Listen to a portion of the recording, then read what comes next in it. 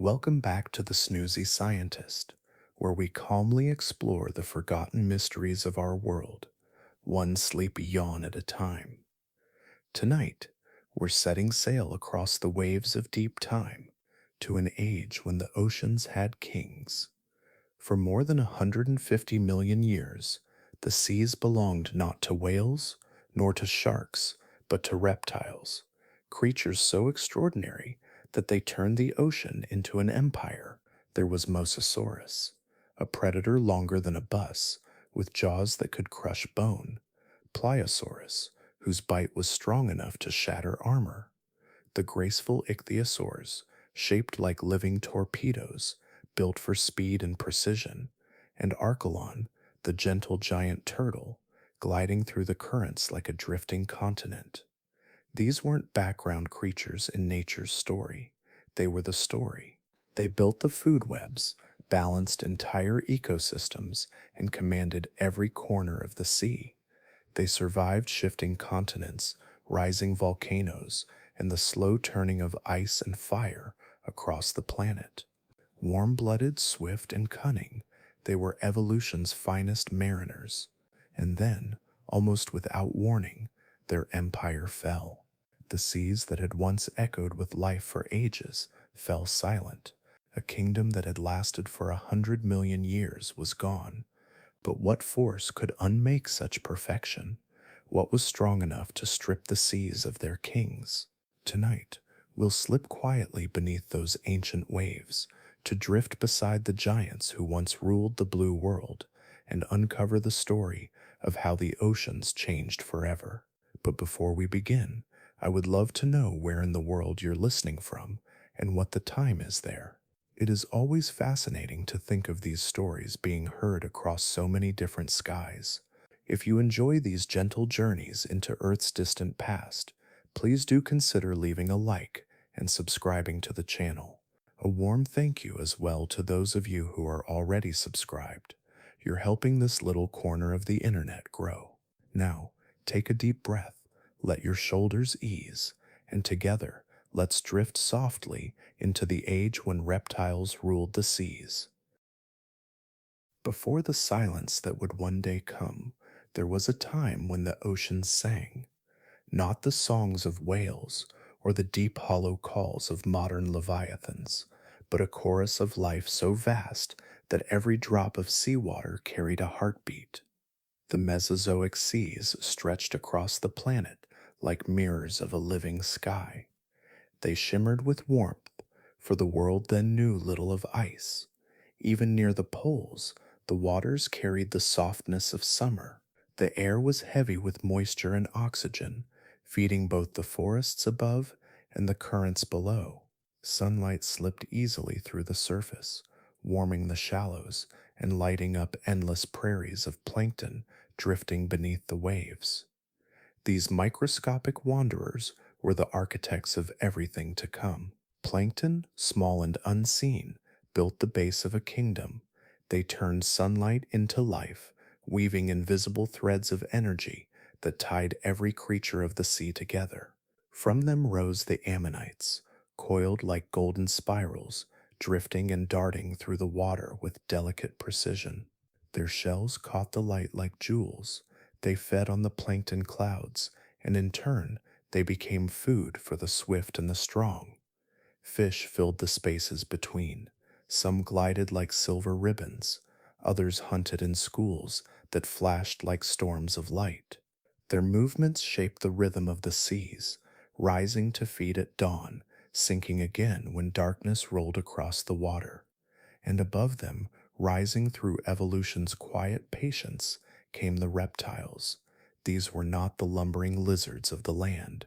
They were beings reborn for the ocean, sculpted by time into masters of buoyancy and grace. The air they once breathed on land still filled their lungs, but now it fueled them through liquid worlds. They were warm-blooded in a time when most of Earth's creatures were not, allowing them to chase, dive, and endure.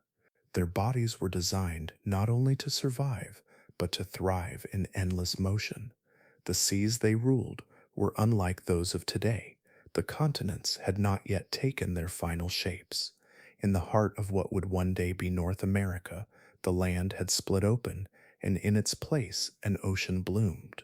From the Arctic to the Gulf of Mexico, the western interior seaway stretched like a ribbon of salt water, dividing the continent in two. It was warm and wide, shallow in places where light could touch the sand, deep in others where darkness pooled like ink. Its shores shifted constantly. Forests of ferns and conifers leaned over the water's edge, their roots sinking into mud that once held dinosaurs. Rivers carried minerals and soil from the interior, feeding the shallows where life bloomed thickest. The seaway was not just a body of water, it was a living bridge between worlds, carrying creatures and currents across half a continent. Every link in this oceanic chain depended on the other. Plankton drifted in sunlit layers, drawing carbon from the air and filling the sea with oxygen. Ammonites and other small creatures grazed upon them, their shells falling gently to the seafloor when they died, adding to the chalky sediments that would one day become cliffs of stone. Fish grew sleek and fast, their bones light as air, shaped by the endless chase. And from these waters rose the marine reptiles, the architects of an empire that seemed eternal. Their presence turned the sea into something intelligent, aware, and full of purpose. The climate's warmth offered stability. The chemistry of the water held balance. The abundance of prey made the oceans generous. Evolution had written a perfect equation, and the reptiles were its answer. Imagine standing on a Cretaceous shore. The tide laps against your feet, but the sound feels different. The air hums softly, dense with salt and warmth. Far out, a shape breaks the surface, a tail like a banner of living power, glistening in the sun before vanishing beneath the rippling blue. The world is calm, yet alive with hidden motion. Beneath those waves, every layer of life feeds the next, a pattern woven so beautifully that it feels eternal. The balance of these oceans was delicate, though no creature alive then could sense it. They lived in a world that appeared endless, where food was plentiful and the seasons steady. The chemistry of the sea was kind, rich with minerals that built shells and bones. Warm currents wrapped around the continents like silk. Life flourished without pause, unaware that such perfection carries its own quiet risk. But in that moment, in that long golden age, the ocean was a masterpiece. Every creature had its place, every current its path. The reptiles moved through it like living symbols of balance, both predators and participants in a system that seemed too vast to fail. The Mesozoic seas were not only the cradle of these giants, but also their blueprint. Nature had drawn the plan with care, shallow warmth, fertile depths, and a harmony that echoed across millions of years. And though time would one day shift the tides and erase this empire, for now the world beneath the waves was complete. The ocean was whole, a realm without memory of loss, where sunlight and life moved together in quiet rhythm, the first true kingdom of the deep. The age of the reptiles had reached its full strength. The seas, once ruled by small swimmers and quiet drift, now moved to the rhythm of giants. In every corner of the Mesozoic ocean, from the glowing shallows to the dark continental shelves, the water shimmered with life that had grown vast, powerful, and purposeful. The ocean had become a world of scales and shadow. Great shapes glided beneath the light, moving with the weight of authority. Every current carried the trace of something immense, something breathing and watching. This was the peak of the marine reptiles, when the blue planet itself seemed to lean toward them, feeding their size and strength. Among them was the Mosasaurus, the sovereign of the late seas. It stretched nearly 50 feet from snout to tail, its body long and muscular, built to carve through the water with relentless force. It hunted with the confidence of a creature that knew nothing could match it. Its skull, narrow and heavy, carried double-hinged jaws that could swing open wide, enough to swallow prey in a single practiced motion. Fossilized bones reveal teeth curved inward like rows of ivory hooks, each one designed not just to bite but to hold. It swam with a motion like a serpent's dance, its powerful tail beating against the water, propelling it forward in smooth rhythmic strokes. The Mosasaurus ruled by pursuit. It did not hide. It moved in the open, a visible declaration that the ocean belonged to it.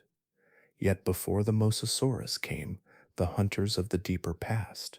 The Chronosaurus and Leopleurodon were among them, short-necked titans of muscle and bone. Chronosaurus, with its immense head and short barrel-shaped body, was a creature of pure impact. It was built for sudden force, waiting in the shadows until its moment arrived. Leopleurodon, its close kin, hunted in the same waters with the precision of a hawk. Its forward-facing eyes granted it perfect judgment of distance. It could strike from below, closing the space between itself and its prey in a single burst of speed. Their jaws, lined with long conical teeth, were tools of destruction, built not for slicing but for crushing. When they struck, the sound of the ocean shifted, and in the darkness a flurry of scales and bubbles marked the end of another chase. But the ocean was not only a realm of ambush and strength, there was also grace, and the Pliosaurus carried it like a quiet melody. With necks that stretched longer than a ship's mast, they moved through the water with soft, measured strokes of their flippers. Four limbs worked in harmony, turning the heavy sea into something weightless. Their long necks swayed gently, gliding through the open blue as if tasting the light. They fed on schools of fish and small squid, bending their long bodies through the shimmering currents with unhurried ease. Their shape was unlike anything before them, a design that seemed improbable, yet perfect, created by the slow patience of evolution. Drifting among these hunters was a creature of an entirely different kind, one that brought peace to the restless water. Archelon, the Titan turtle, moved with the calm certainty of a being that feared nothing. Its shell, more than 13 feet across, curved like a small island beneath the waves. Unlike the hard armor of its modern relatives, Archelon's shell was leathery and flexible, built for endurance rather than defense. Its great flippers spread wide, catching the slow-moving currents, guiding it through the ocean with gentle rhythm. It fed on jellyfish and soft-bodied prey, creatures that floated like ghosts in the blue. Fossil traces suggest it traveled great distances, perhaps migrating through the ancient seaways that once split continents apart. Archelon was not a hunter of blood, but a wanderer of balance, a reminder that even in the age of monsters, peace had its place. In these ancient seas, size was not merely a spectacle, it was survival. The warm waters of the Mesozoic were generous, but they demanded endurance. To live large was to carry stability within. A massive body held warmth, allowing these reptiles to dive deeper and roam farther. The larger they grew, the more they could command the temperature of their own blood, keeping their strength even when the water cooled. Their size also shielded them from the dangers that lurked below. Few predators would dare challenge a creature that cast a shadow longer than a boat, and there was power in presence. To be large in the ancient ocean was to own the space around you. Each motion bent the current, each passing stirred the silt on the sea floor. The sound of their movement echoed through the deep, a language of ripples and vibrations that carried for miles. They were not only creatures of flesh and bone, but architects of the ocean's structure. Their feeding shaped the populations of fish and ammonites. Their migrations carried nutrients across great distances. In their rise, the entire sea found its order. Now their bones rest in stone, scattered across cliffs and riverbeds, their silence as complete as the night. But once, these same oceans that cradle whales and sharks had a different voice. It was the sound of tails sweeping water, of shells gliding through light, of jaws closing with the weight of purpose. It was the heartbeat of an empire that lasted for 100 million years. Today, that rhythm has faded. The water still moves, but the echoes are faint. The giants are gone, their reign surrendered to time. Yet sometimes, when the ocean is still and light trembles across the surface, it feels as though something ancient stirs beneath it. Not in sound, but in memory. The sea remembers the giants that once owned the deep. In the ancient seas, where power often wrote the rules of survival, one creature moved differently. It did not rely on speed or cunning, nor did it need sharp teeth or sudden strikes. It lived in quiet rhythm with the ocean, guided by patience rather than power. This was Archelon, the gentle titan of the Cretaceous waters. Its shape was known long before its story was understood.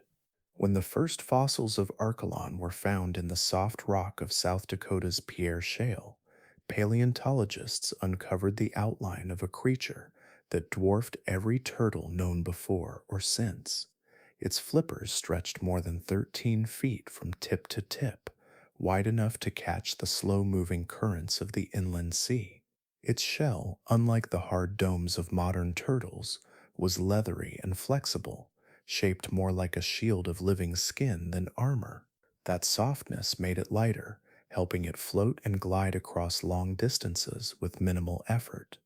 The Pierre Shale, where Archelon's bones were found, was once part of the Western Interior Seaway, a warm inland ocean that divided North America in two. Beneath its surface, mud and silt fell in slow layers, preserving every ripple of ancient life. When Archelon died, its body sank into this quiet world, covered over time by the weight of sediment. Millions of years later, those same layers would reveal not just its bones, but the fine imprint of its shell and the traces of a life built on calm endurance. Archelon's head was large, shaped for power but used with restraint. Its jaws could crush hard shells, yet the evidence suggests it rarely needed to. It likely fed on jellyfish, squid, and slow-drifting creatures that shared its tranquil pace. Its beak, curved and strong, allowed it to seize and grind soft prey, leaving no need for teeth. Some scientists believe it may have also scavenged, feeding on the remains of larger animals brought down by the hunters of its world. In every sense, it was a creature of opportunity and balance, taking only what the ocean offered.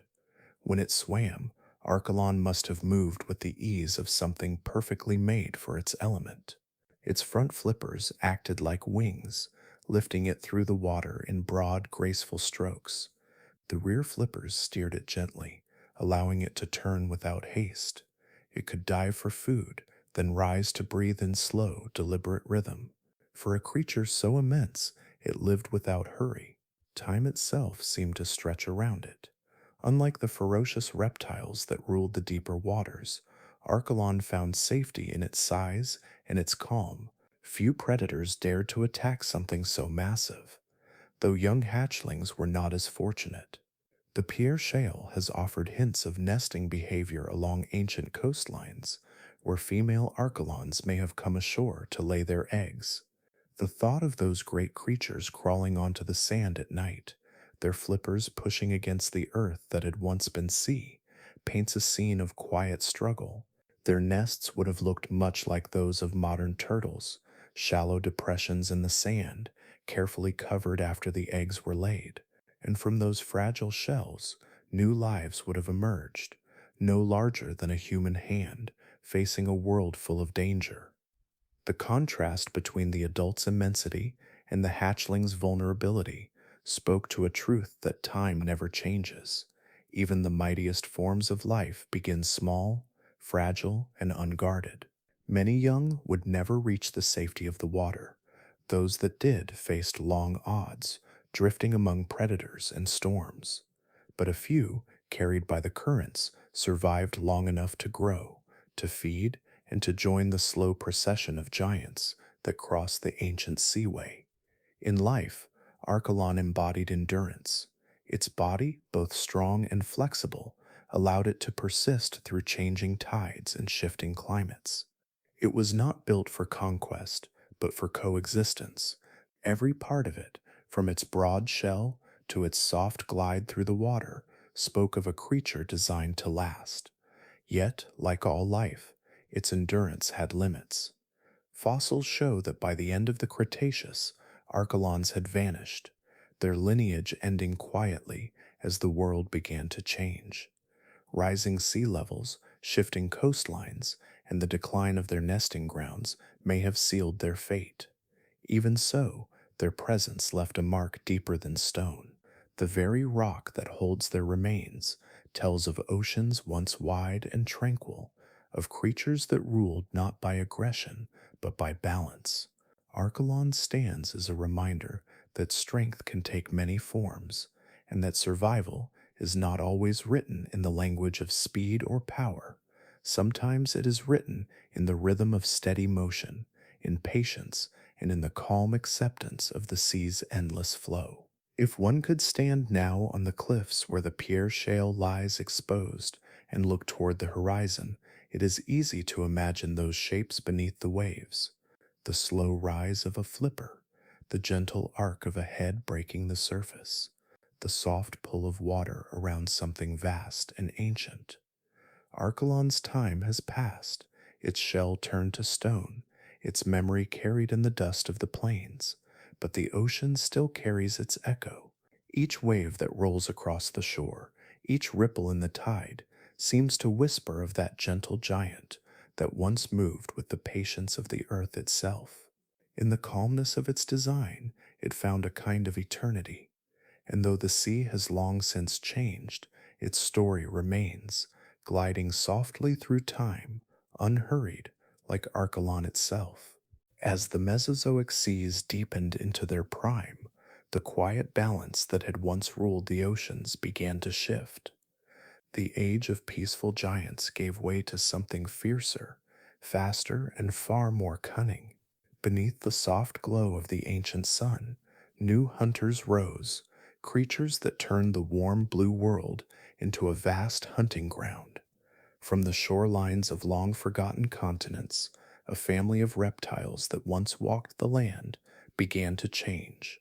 They were distant relatives of monitor lizards, creatures that had once stalked through fern filled forests and coastal swamps. Over countless generations, their limbs stretched into flippers, their bodies lengthened, and their tails grew into sweeping blades of muscle. Lungs and blood adapted for the deep. Their eyes learned to pierce through dim green light. These were the Mosasaurs, reptiles that had traded soil for salt, sky for current, and breath for depth. By the late Cretaceous, the Mosasaurs had become the undisputed rulers of the open sea. They grew to lengths of 50 feet, with sleek bodies designed for speed and precision. Fossil evidence shows that their tails ended in a powerful fin, similar to that of modern sharks, allowing them to slice through the water with incredible agility. Their evolution was not a gentle drift, but a transformation born of necessity. Every trait was a step away from the shore, a commitment to a life where air was rare and motion was survival. Inside their bodies, nature had performed another quiet miracle. Mosasaurs, like the warm-blooded hunters of the land, were capable of regulating their own temperature. This allowed them to travel through cooler waters, to chase prey beyond the limits of lesser reptiles. Some species bore their young alive, deep in the safety of the open ocean, proof that they had left the land behind completely. No return to shore was needed, no fragile nesting place exposed to storms. Their entire existence had become bound to the rhythm of the waves. Their power rested in their jaws. The skull of a mosasaur was a masterpiece of engineering, double-hinged, flexible, and anchored by massive muscles. When it struck, the bite could rival that of a Tyrannosaurus rex, crushing bone, armor, or shell without pause. Fossils show teeth worn smooth by the grinding of turtle shells and ammonite coils, ancient proof of battles that ended in silence. Rows of backward curved teeth lined their throats, ensuring that once prey entered their mouths, there was no escape. Each kill was efficient, swift, and final, but the mosasaurs did not hunt alone in these ancient waters. Before them, another family of reptiles had already claimed the depths, the pliosaurs. They were shorter in body but broader in frame, with skulls so large that a grown human could stand inside one. Their jaws hinged open like living traps, armed with teeth as long as a man's hand. These creatures ruled the oceans of the Jurassic, their reign lasting for millions of years before the mosasaurs inherited their throne. The pliosaurs were ambush predators, shaped by patience and precision. They waited in the deep shadows near the slopes of ancient continental shelves, where the light dimmed and the temperature fell. With a sudden burst of motion, they could propel themselves upward, their massive flippers striking the water with enough force to hurl them toward their prey. In that moment, there was no escape. Their skulls were compact but immensely strong, their eyes positioned forward for depth and aim. Some species, like Kronosaurus and Leopleurodon, reached more than 30 feet in length, dominating coastlines across the planet. Inside fossilized remains of these great hunters, scientists have found fragments of their final meals. Shattered ammonite shells lie preserved beside fish bones, and pieces of turtle carapace locked forever in stone. These traces tell us not only what they ate, but how they lived. They hunted whatever the sea provided, their diets as vast as their ranges. Some skeletons even carry scars and healed fractures, evidence of violent struggles with prey that fought back. The seas they patrolled were immense, the world's continents were still shifting, and between them stretched endless blue corridors of warmth and life. From Europe to South America, from the Arctic to the newly forming Gulf of Mexico, fossils of mosasaurs and pliosaurs lie scattered like the remnants of a vast empire. Their bones have been found on every continent, even in regions that today lie beneath desert sand. Once those sands were seafloor, and the giants passed overhead, casting shadows that rippled across coral plains. The presence of these predators kept the ocean in balance. Their hunts shaped the populations of fish, ammonites, and smaller reptiles, preventing any one group from overrunning the rest. In this way, they maintained the fragile harmony that made the Cretaceous seas so vibrant. To watch one of them move through the water would have been to see power expressed in its purest form, silent, smooth, and absolute. And yet, despite their dominance, there was a strange grace to them. They were not creatures of fury, but of precision. Each motion, each hunt, was part of a natural order that had taken millions of years to perfect. Their lives were not ruled by malice or greed, but by the quiet laws of evolution and balance. The ocean of that age was a living theater of strength and elegance, its surface calm, its depths alive with movement. Across half the planet, the mosasaurs and pliosaurs reigned, their forms both terrifying and beautiful. Today, the water is empty of them. The places they swam are filled with whales and sharks, descendants of a different story. Yet deep within the stone, their bones remain, holding the memory of the time when reptiles ruled the sea, when the oceans were theirs, and when every wave carried the pulse of their power. For millions of years, the earth basked in a warmth unlike any known today. The air was soft and heavy, rich with moisture and life. Forests spread across continents, their green canopies breathing out a constant haze of water and scent. The winds were mild, the seasons blurred together, and the poles, far from frozen, shimmered beneath long days of sunlight. It was the Cretaceous, a world where summer had no end. In this greenhouse Earth, the oceans held the memory of heat. From the equator to the highest latitudes, the water was warm, steady, and alive. Even the polar seas, where ice should have gathered, stayed temperate through every season. Here, ancient reptiles drifted beneath a pale midnight sun, their shadows sliding through green light. They swam through waters that never froze, in places where snow would not fall for millions of years. The warmth came from within and without.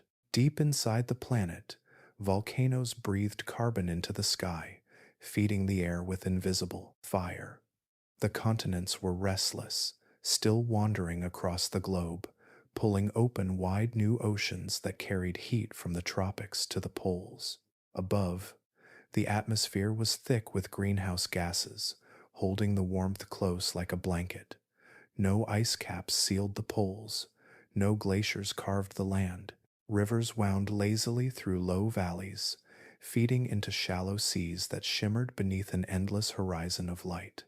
The Western Interior Seaway, which split North America, was one such ocean. Its gentle waves stretched from what is now the Arctic to the Gulf of Mexico, forming an inland world of warmth and life. Along its shores, ferns and palm-like trees grew in dense clusters. In the water, ammonites and fish drifted beneath the gaze of giant reptiles that had mastered both speed and stillness. From coast to coast, sunlight touched everything.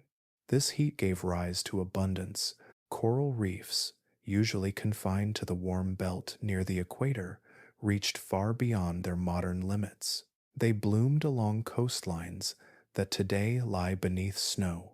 Fossils from ancient polar regions show traces of coral growth, of reefs that once glowed in shallows where no ice dared form. Those reefs built havens for small creatures, for fish and shell builders, for the first hints of life that would one day take new forms. Even in the farthest reaches of the Cretaceous world, the ocean floor was bright and alive. The air itself was different then. Oxygen filled it in greater measure than today, and carbon dioxide swirled freely through the sky. Plants drank it in, growing taller and denser, spreading into regions once barren. Every leaf, every fern frond, every blade of prehistoric grass helped feed a cycle that seemed endless. The balance of air and heat created a planet of comfort for cold-blooded life. Reptiles flourished in the warmth, their blood moving easily through their bodies. They could hunt, breed, and travel without the chill that once confined their ancestors. Even the polar regions were home to them.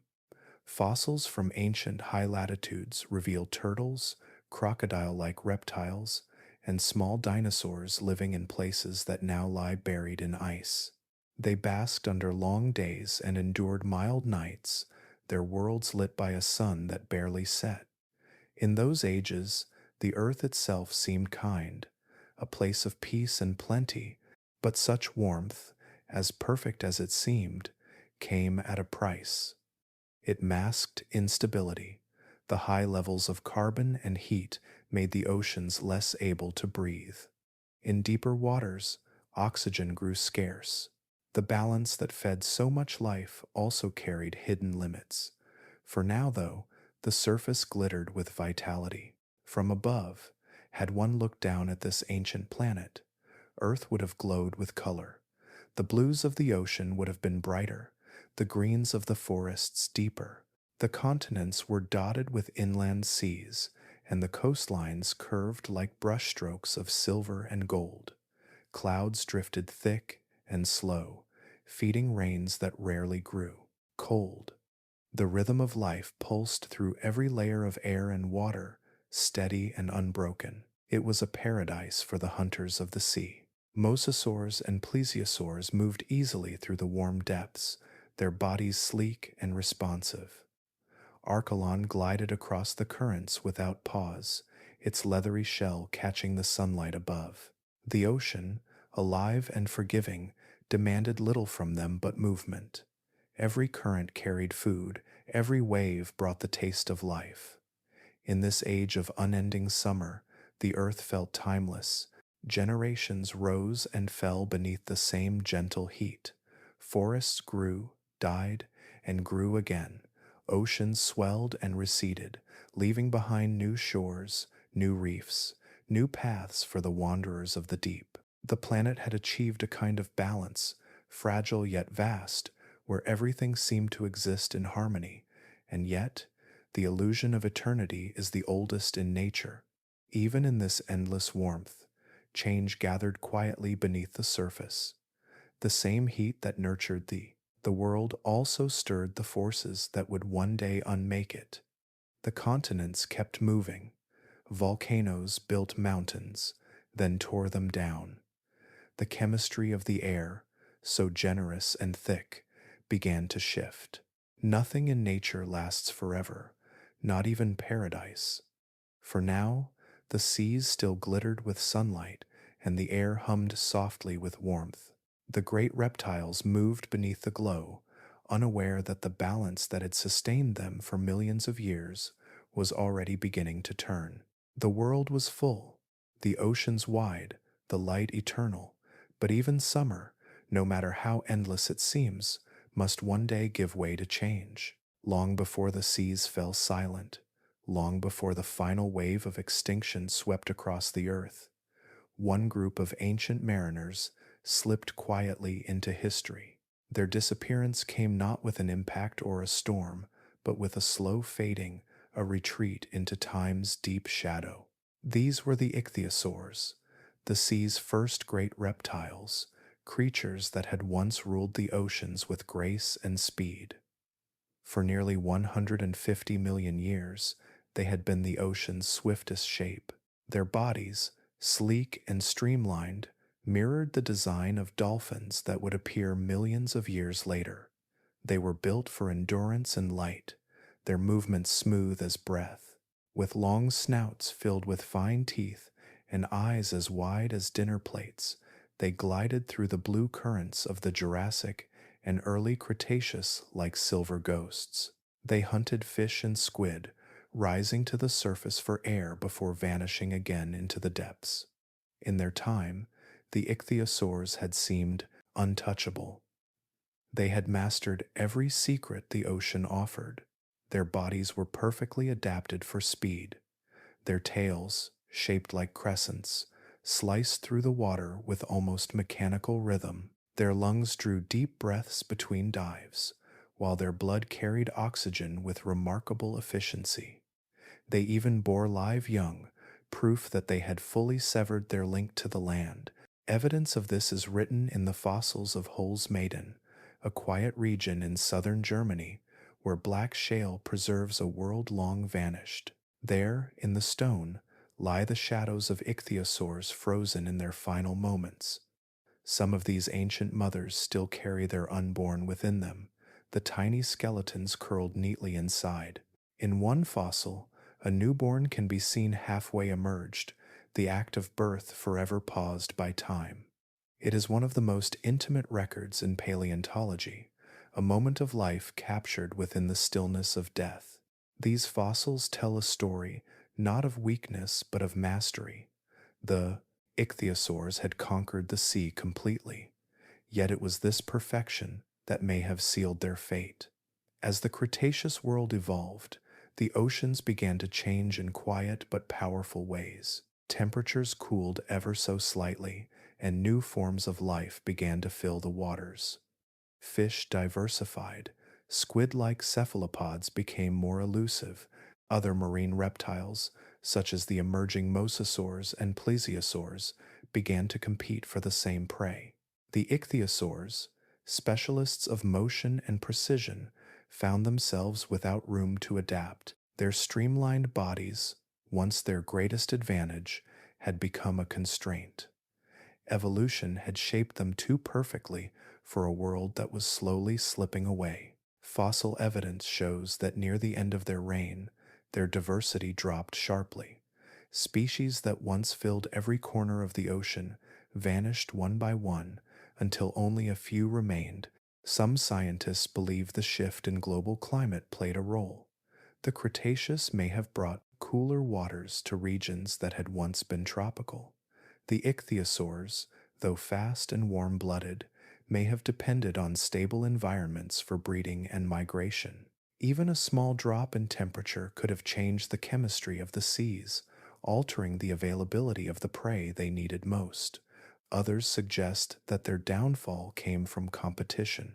The Mosasaurs, newly evolved and fiercely adaptable, could hunt in shallow coasts and deep basins alike. The Plesiosaurs, with their long necks and flexible bodies, could exploit new hunting grounds.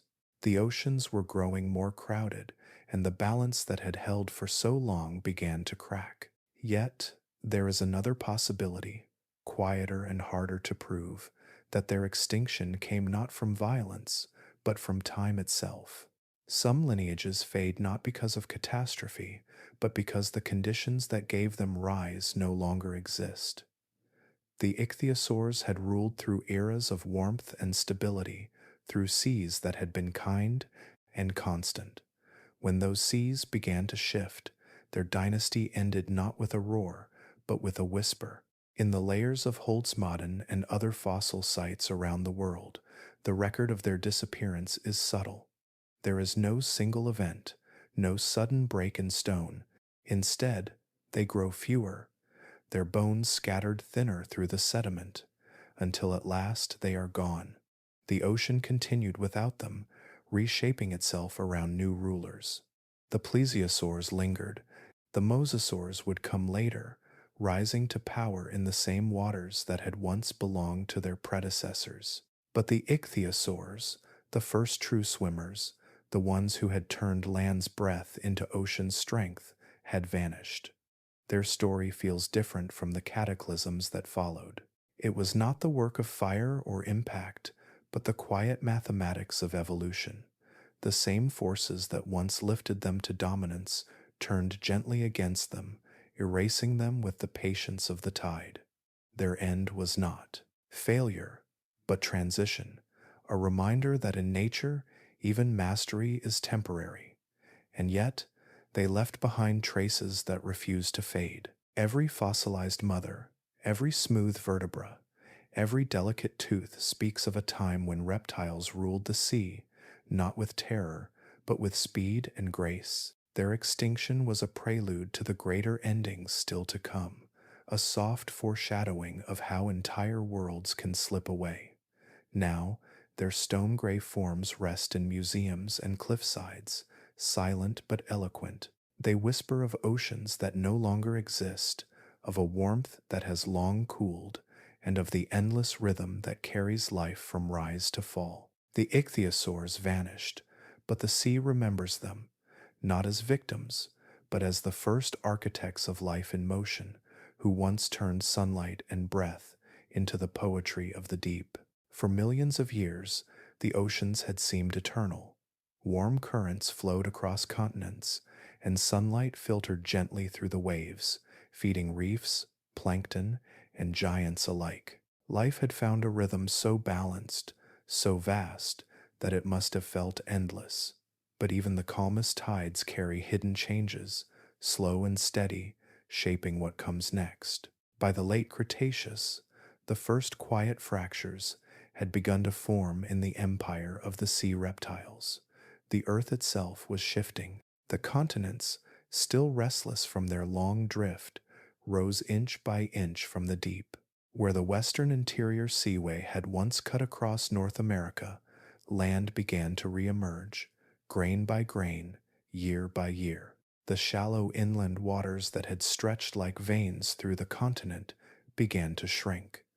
What had once been wide blue horizons turned to marshes, then to coastlines, then to open plains. With them went the coastal breeding grounds, where countless creatures had nested and fed.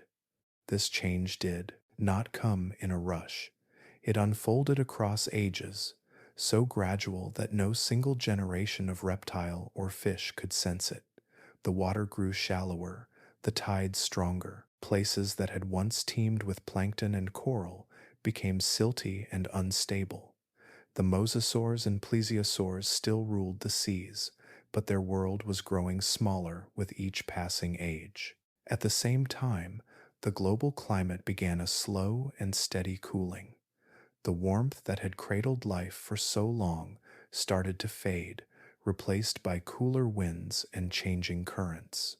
Polar regions darkened earlier in the year. Seasonal rhythms that had been soft and predictable grew sharper. For the first time in millions of years, The ocean's temperature began to shift beyond the comfort of those who had come to depend on its stability. With falling temperatures came falling sea levels. As tectonic plates collided and mountain ranges rose, the shape of the ocean basins changed. Vast continental shelves that had once been shallow, sunlit, feeding grounds began to dry out. Coral reefs withered in the shifting chemistry of the sea.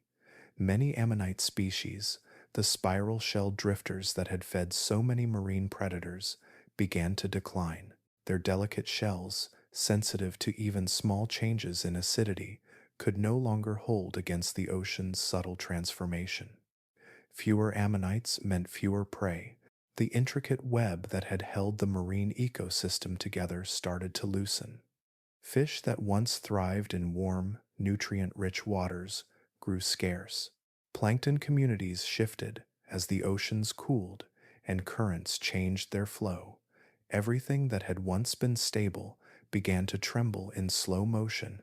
The fossil record tells this story not through catastrophe, but through detail. In layers of rock from the late Cretaceous, scientists find fewer species of marine reptiles than before. Their bones grow smaller, their fossils rarer. It is as if nature were quietly dimming a light, reducing its brilliance bit by bit. The bodies of these creatures, once enormous and strong, became more compact. Some species disappeared from entire regions, while others dwindled in size, adapting as best they could to an ocean that no longer offered abundance. Each small loss echoed through the sea. A single vanished species of ammonite meant hunger for the fish that fed on it. The loss of those fish meant hunger for the reptiles that hunted them. The decline rippled outward, unseen but unstoppable. The ocean's music softened, each note fading until the harmony that had lasted for millions of years began to unravel. Yet in their time, these changes went unnoticed. To a mosasaur gliding through the shallows, the world still felt full. The water still shimmered with light, prey still moved in the distance, and the tide still obeyed the pull of the moon. Even as their numbers declined, the great predators continued their patrols, unaware that they were living through the slow fading of their dynasty. The empire of the reptiles did not crumble in violence. It eroded gently, like cliffs worn down by centuries of waves. The signs were everywhere, but subtle. The beaches grew longer, the water cooler, the skies more uncertain. The deep still seemed endless, yet its balance had begun to tilt. In certain layers of stone, faint traces of this change remain. Shell fragments become thinner, coral growth slows. Bones of once mighty predators lie smaller, closer together, as if the ocean were compressing its history into something quieter, more fragile. The sea that had nurtured them for so long was beginning to forget its warmth. The continents rose, and the oceans retreated, but not in anger. It was simply time for the world to turn again, as it always had. The reptiles, the ammonites, the fish, all of them lived and hunted as they had before, unaware that each tide carried them a little closer to an ending they could not see. In those final ages of the Cretaceous seas, life still glittered, though dimly. The predators still swam, though fewer followed them. The ocean still stretched vast and blue, though the depths had grown cooler and quieter. It was the beginning of the end, unfolding not in fire or flood, but in silence, a slow unraveling that whispered through the currents, marking the first cracks in an empire that had once seemed eternal. And so, the ocean changed. Not suddenly, not cruelly, but with the same patience that had built it. The reign of the sea reptiles was still strong, their shapes still gliding through the blue. But beneath the surface, the balance that had kept their world alive for so long was slipping, grain by grain, into the deep. The world that had once glowed with warmth began to change in ways the creatures of the sea could not sense until it was too late. The surface still shimmered beneath the sun, Waves still rolled in their endless rhythm, and the predators still patrolled their ancient kingdoms. But deep beneath the calm, the balance that had held the ocean steady for millions of years began to unravel, not by storm or impact, but by breath, the slow, poisonous breath of the earth itself.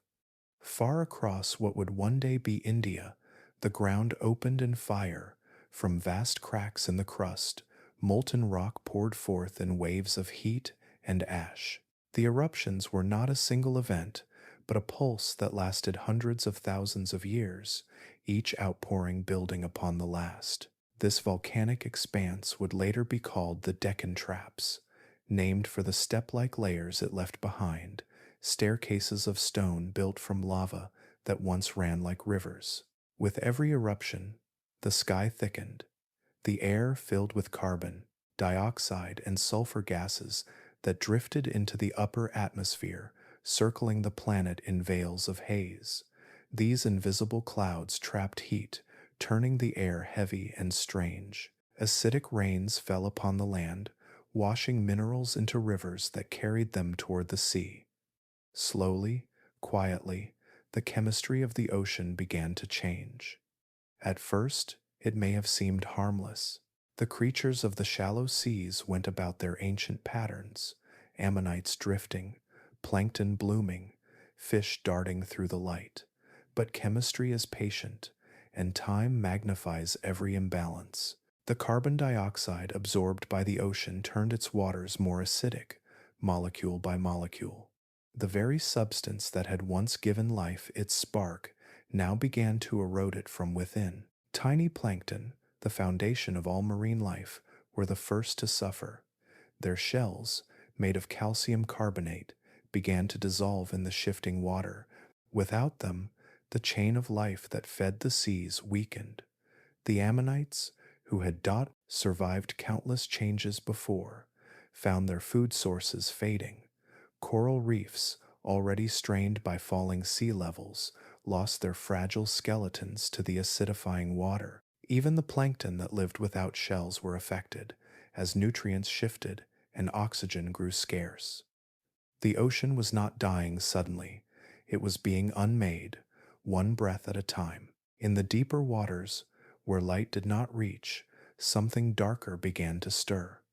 The ocean's circulation slowed as temperature gradients flattened and oxygen stopped flowing freely between layers. The sea became stratified, its upper waters warm and alive, while the depths grew stagnant. Without oxygen, the bacteria of decay took over, feeding on the remains that drifted downward.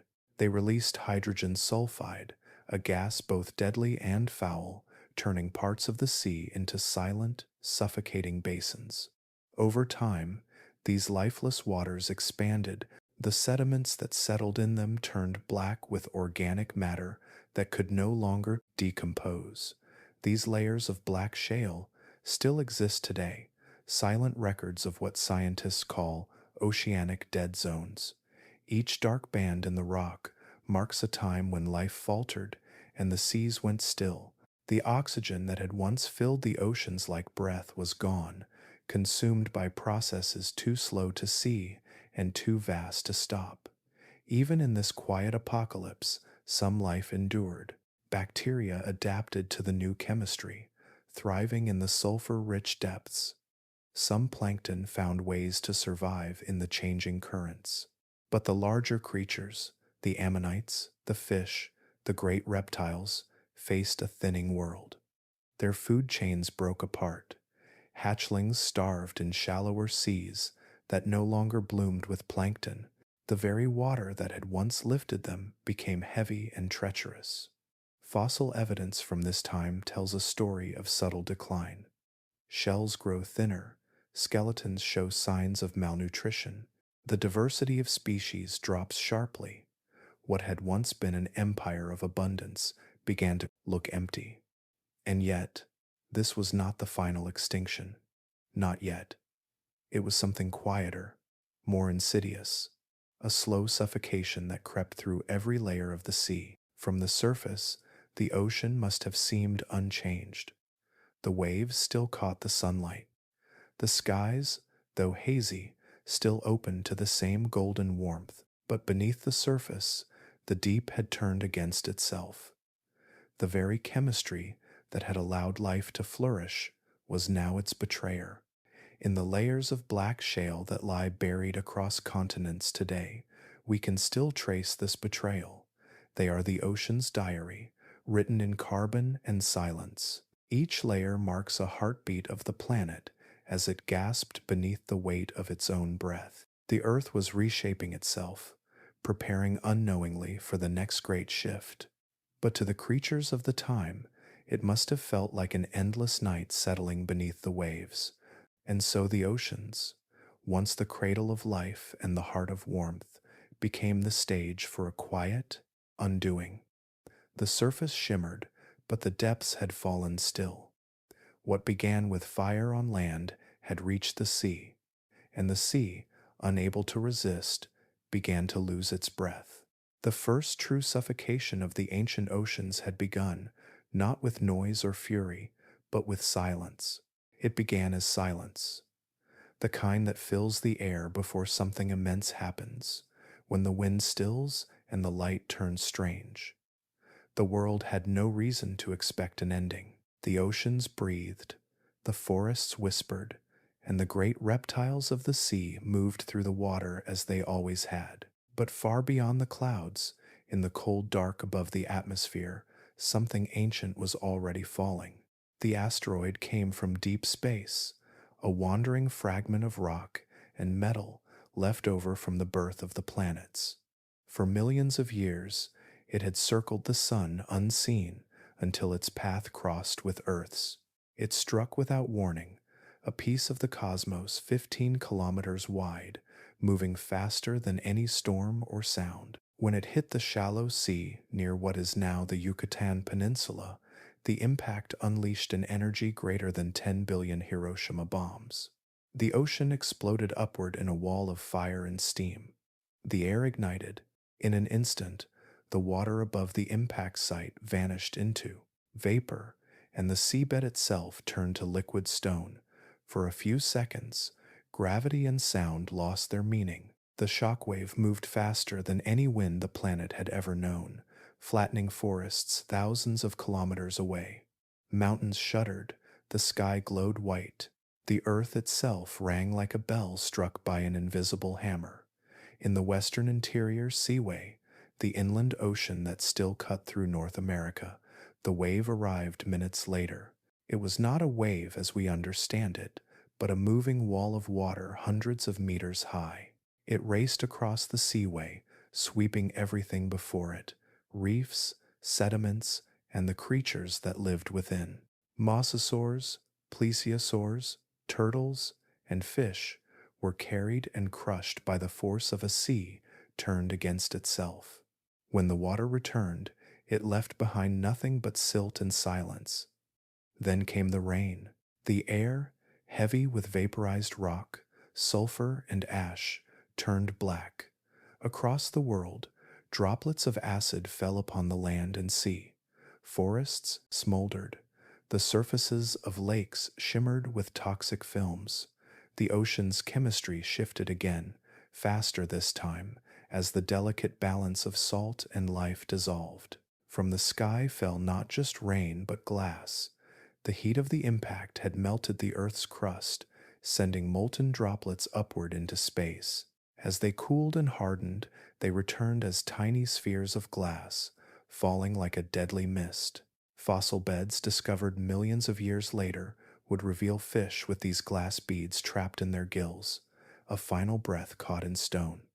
Within hours, the sky was thick with dust and soot. The sunlight dimmed, then vanished completely. For days, perhaps weeks, the earth remained in darkness. Photosynthesis stopped.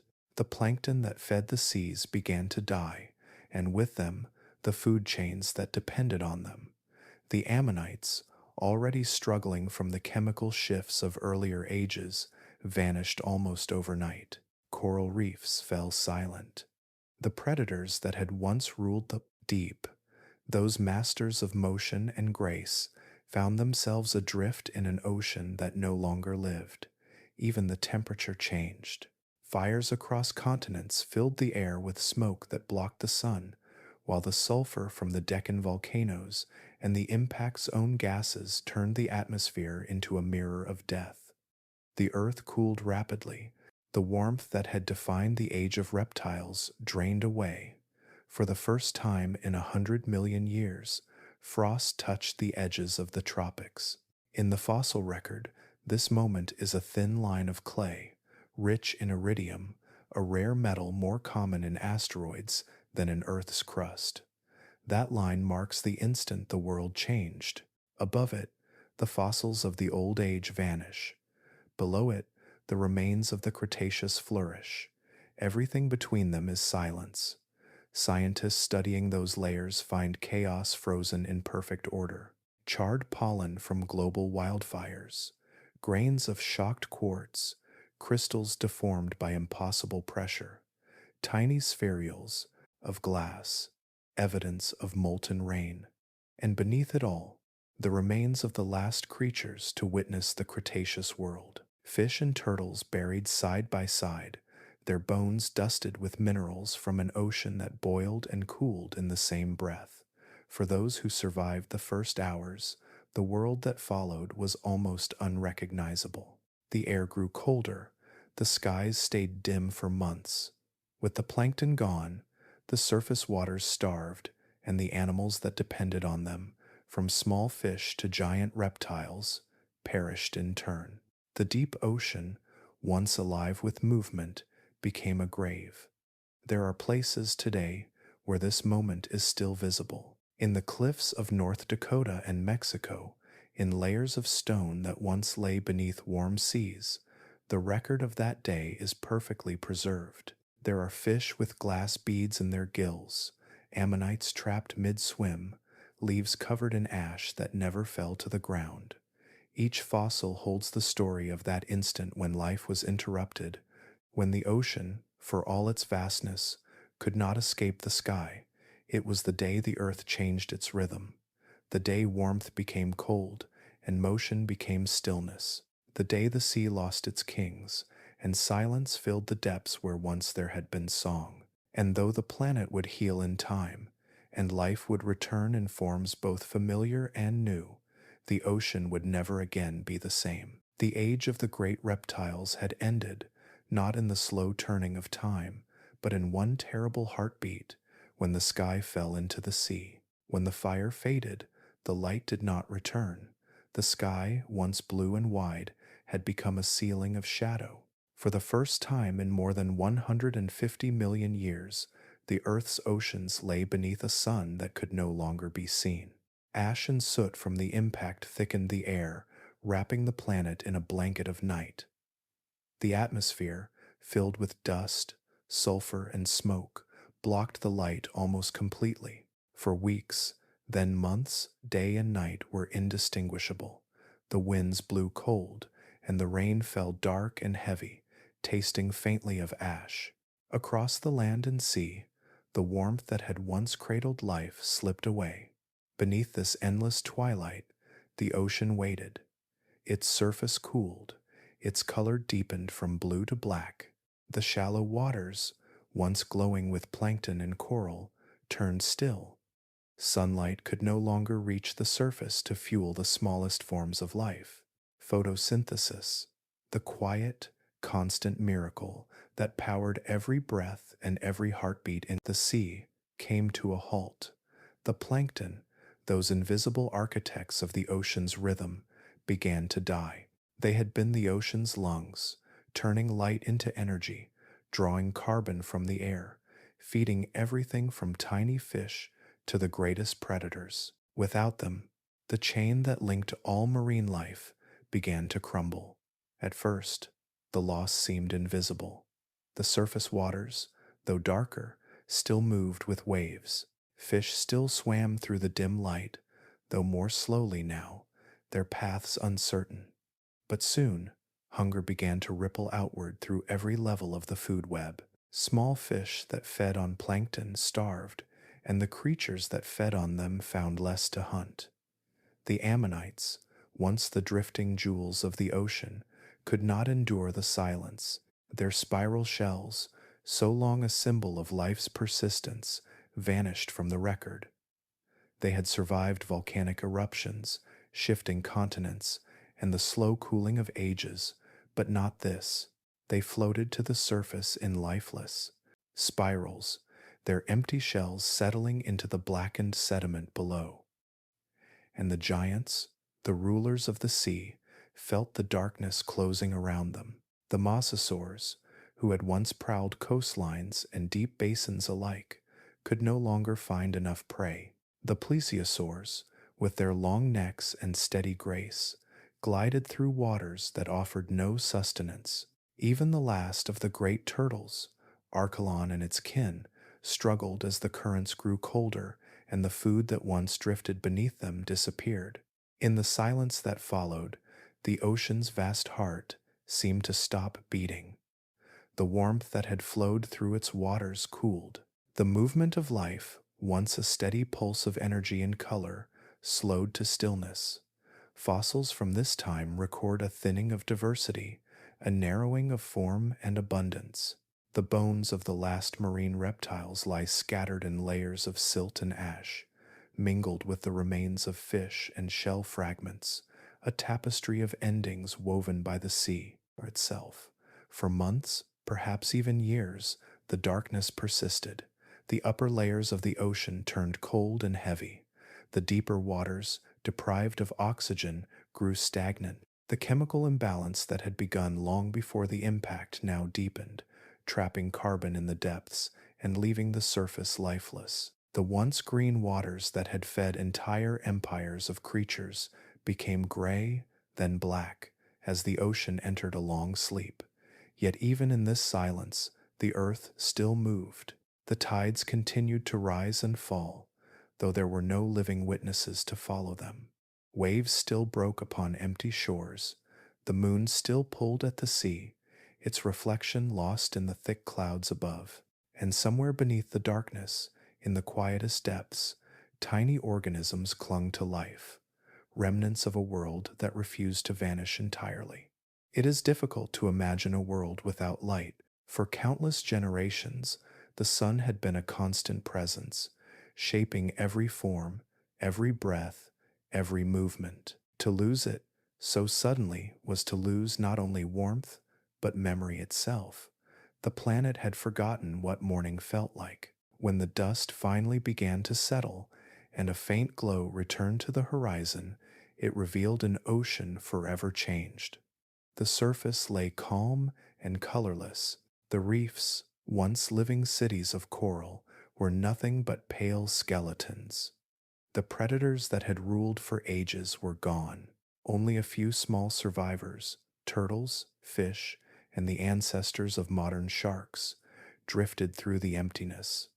They carried in their fragile bodies the last traces of an age that had once seemed invincible. The silence of the ocean after the impact was not sudden or violent. It was gradual, like the dimming of a lantern at dusk. One light after another went out until nothing remained but the soft sound of water against stone. For 150 million years, the sea had been alive with motion and song. Now, for the first time, it rested. Its empires had fallen, its kings forgotten, its voice stilled. But even in that great darkness, the earth was not finished. Beneath the ashes, beneath the cold and stillness, something waited, the faint memory of warmth, the quiet persistence of life, and the patient turning of time. The ocean had fallen silent, but it had not stopped breathing. It was waiting, as it always had, for the light to return. After the light faded and the warmth of the world slipped away, the oceans lay still. The silence that followed the great darkness was not sudden but heavy, like the long breath after a storm. The seas that had once glowed with life and motion became quiet plains of cold water and drifting shadow. The great predators that had once ruled beneath the waves were gone or dying, their bodies carried by the same currents that had once sustained them. Yet for a little while, some survived, the last reptiles beneath the waves. In the months and years after the impact, the Earth's oceans were cold and dim. The surface was coated in dust and ash, and what little sunlight reached below was faint and gray. Food was almost impossible to find. Plankton had vanished first, and without them, fish and ammonites had followed. What remained of life clung to the edges of possibility, feeding on the few scraps that drifted down from above or scavenging the remains of what once was. Among the last of the survivors were a few species of turtles, resilient and patient, their lineage stretching back to the dawn of the reptiles. Their shells, smooth and leathery, helped them endure the cooling waters, and their slow metabolism allowed them to survive where others could not. Fossil evidence suggests that some found temporary refuge in coastal shallows, where volcanic warmth or trapped sunlight made the water slightly less cold. They swam sluggishly through the gray currents, feeding on whatever soft-bodied creatures still lingered, perhaps even on the drifting remains of the dead. Small mosasaurs also lingered a little longer, though their empire was already ending. Once they had been the swift and terrible masters of the sea, but in the cold silence of the New World, their size became a burden. The large ones starved first. The smaller species, some no longer than a dolphin, managed to hold on for a little while, scavenging what the waves provided. Late fossils show strange marks on bones and shells, deep scrapes and grooves made by teeth. These are not the signs of predation, but of desperation. They suggest that the final mosasaurs had turned to scavenging, feeding on the carcasses of their own kind, on the last traces of a vanished ocean kingdom. The water around them would have been eerily still. With no plankton to tint it green or blue, it would have seemed almost black, reflecting nothing. The reefs that had once been alive with color and sound had collapsed into fields of pale rubble. The currents, slowed by the cooling of the planet, drifted lazily, carrying the scent of decay for miles. Everywhere, the bodies of the ocean's former rulers floated in silence. Turtles, fish, ammonites, and the vast remains of mosasaurs and plesiosaurs. Some sank to the bottom, creating thick mats of bones and shell. Others remained at the surface, their silhouettes breaking the stillness like the memory of waves. In this dying sea, even motion had become rare. The survivors swam slowly, their bodies weakened by hunger. They moved not to hunt, but to keep from sinking. Every flick of a tail, every pull of a flipper, was measured and careful. The ocean that had once lifted them now felt heavy and empty, as if it were forgetting what it meant to give life. Fossil layers from this period record the ocean's final exhaustion. The sediments are thick with organic material, the remains of creatures that never found balance again. In some layers, the bones of scavengers and their prey lie together, mingled as if the boundary between hunter and hunted had disappeared. The chemical traces in the rock tell of oxygen levels so low that even bacteria struggled to decompose what was left. In these dark beds of stone, time itself seems to have slowed, recording not chaos but surrender. It is difficult to imagine the last of the great sea reptiles dying in such quiet. Their story had been one of motion and dominance, of power shaped by millions of years of evolution. Yet their end came not in fire or violence, but in stillness. They were undone not by an enemy, but by absence, the absence of warmth, of food, of light. The same world that had given them everything slowly withdrew its generosity until there was nothing left to sustain them, and so they drifted, one by one, through the final years of their reign. The last turtles, guided by ancient instincts, may have buried their eggs on shores that would never again see a hatchling crawl to the sea. The last mosasaurs, thin and tired, may have followed faint scents in the water, searching for something that no longer existed.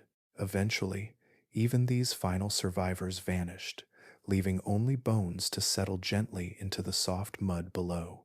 When the earth finally began to heal, when light returned and warmth touched the waves once more, the world that emerged was not the same.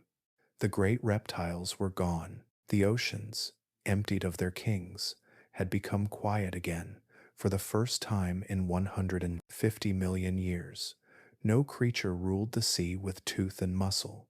In that long stillness, the planet rested. The waves that once echoed with life now rolled softly over the bones of the fallen, carrying with them the memory of an age that had ended not in flame, but in hunger and cold. The sea had claimed its rulers, not with cruelty, but with the slow patience of time. And though their bodies were gone, their presence lingered, in the fossils buried deep beneath the seafloor, in the chemistry of the water they once breathed, and in the silence that followed them, vast and eternal. When the fire faded, when the oceans fell quiet and the sky cleared of ash, the world that emerged was smaller, the air was thinner, the warmth had gone, the seas, once bright with life and motion, now shimmered with emptiness. Yet even in this silence, a few hearts still beat. Not all of the reptiles had vanished with the light. Some endured, clinging to life in the corners of a planet that was no longer their own. They were not the kings of the old world, not the towering Mosasaurs, nor the swift Pliosaurs, nor the great turtles that had drifted across ancient currents. The survivors were humbler creatures, quiet and patient, shaped not by strength or size, but by the slow persistence of adaptation. Among them were the crocodiles. They had watched entire ages rise and fall, remaining almost unchanged. Where others chased warmth and speed, the crocodiles had mastered stillness. They could wait, hidden beneath mud or water, for hours without moving. Their hearts slowed, their bodies cooled. They survived where faster lives burned out. During the long dark months after the impact, when food was scarce and temperatures dropped, this stillness became their salvation. In the chaos that followed the fall of the great reptiles, rivers and swamps became refuges. While the seas turned acidic and lifeless, freshwater systems remained more stable. The chemical changes that suffocated plankton and dissolved shells in the open ocean were less severe in lakes and rivers. Crocodiles and turtles, creatures of these quieter waters, found shelter there. They fed on what little remained: insects, carrion, small fish that had survived in muddy shallows. Some turtles also endured, though most of their oceanic kin were gone. The survivors were smaller species, their shells compact and strong. They could go without food for long stretches and slow their breathing when submerged. In cold, oxygen-poor water, a turtle could nearly stop its metabolism altogether, waiting for warmth and oxygen to return. This ability to live within the smallest margins of existence allowed them to bridge the gap between ages. It is easy to imagine them, then, gliding through the murky remnants of the ancient world, sluggish but alive, their shells brushing through the shadows of what once had been. In the rivers that wound through forests of fallen trees, they buried themselves in mud, letting time pass over them. When the light returned, they emerged again, unchanged, their patience rewarded. The crocodiles, too, rose from the darkness. Though many had perished, enough survived to repopulate the rivers and coasts of the recovering earth. Their eggs, buried safely in nests far from the salt of the dying seas, hatched into a new age. The hatchlings crawled toward the water, their scales glistening in the weak light of a sun that had finally pierced the veil of dust. In these early years of the Cenozoic, the world was hushed.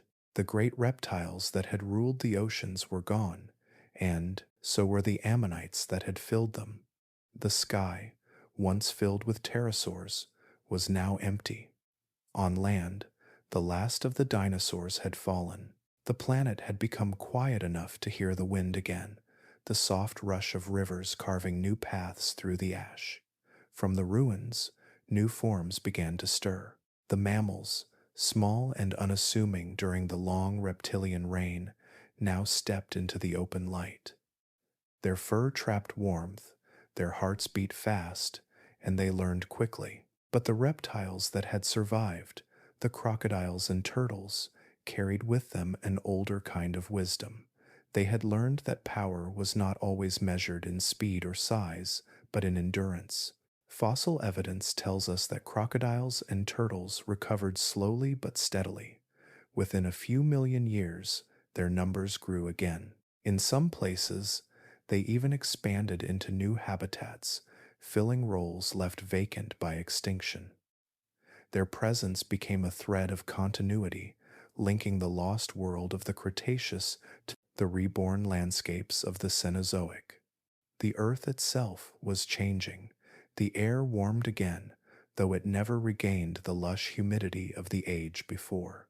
New forests took root in the nutrient-rich soils left by destruction. Rivers ran clearer. The sea, though emptier, began to breathe again. Tiny plankton returned first, followed by small fish. Life rebuilt itself from the bottom upward, quietly and without haste.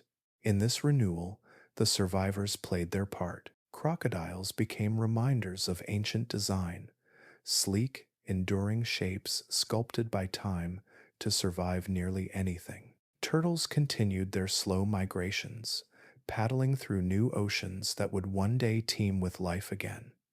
Their movements traced the rhythm of recovery, the steady pulse of a world learning to live once more. And so, after the fall of giants, life's patience prevailed. What endured was not might or ferocity, but the ability to bend and wait. The crocodile's stillness, the turtle's calm endurance, these were the qualities that bridged extinction and renewal. The age that followed would look nothing like the one before. The reptiles no longer ruled the earth, but their shadows lingered in every quiet pond and slow river.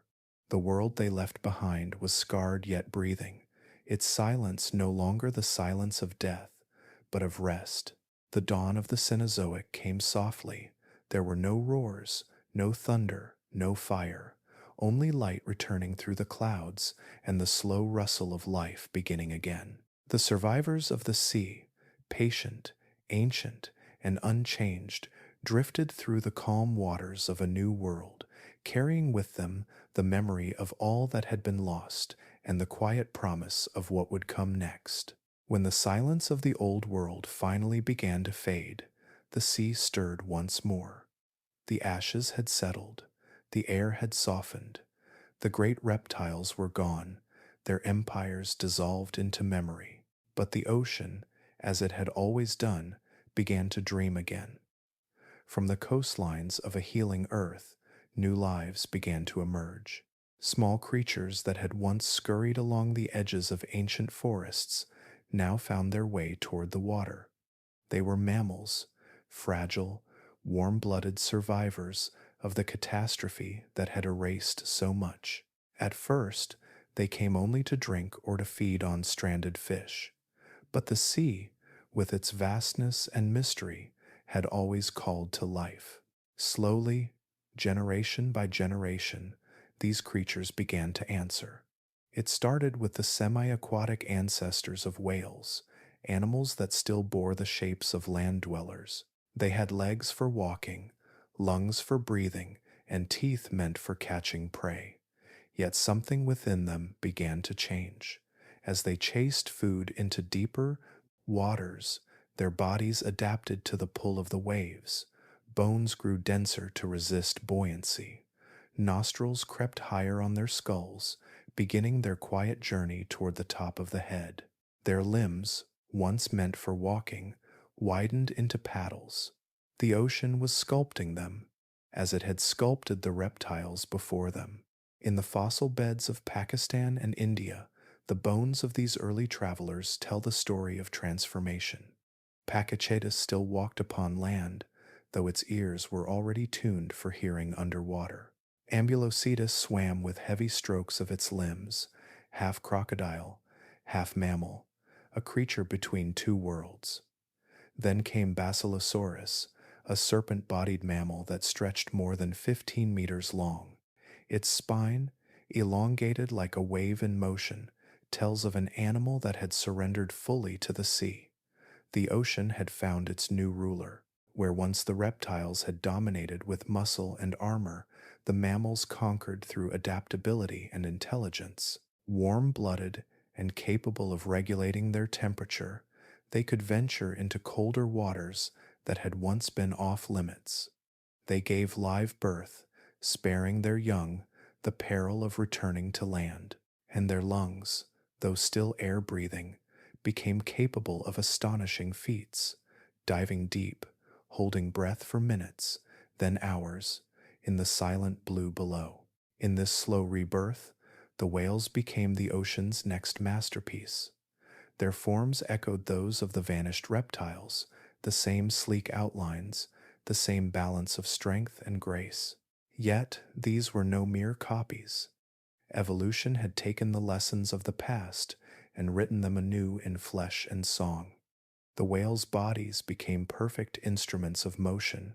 Their tails, flattened into powerful flukes, moved up and down in sweeping rhythm, driving them forward with almost no effort. Their bones grew lighter near the surface, heavier below, granting control over buoyancy. The muscles along their backs thickened. Their hearts grew enormous to pump warmth through cold waters, and their blood carried oxygen in abundance. Where mosasaurs had relied on raw power, whales thrived through endurance and design. Then came something the ocean had never known before, sound as a tool of sight. Deep within the heads of the toothed whales, nature shaped chambers and passages that could turn clicks into a map of the world. Echolocation. Through sound, they could sense the outlines of fish, rocks, even other whales in the blackness of the abyss. It was as if they had traded the light of the vanished sun for another kind of vision, one made of rhythm and echo. The darkness that had once brought silence now resonated with life again. Baleen whales took another path. They became giants, filter feeding on tiny plankton, much as the ammonites and other small creatures once sustained the old reptiles.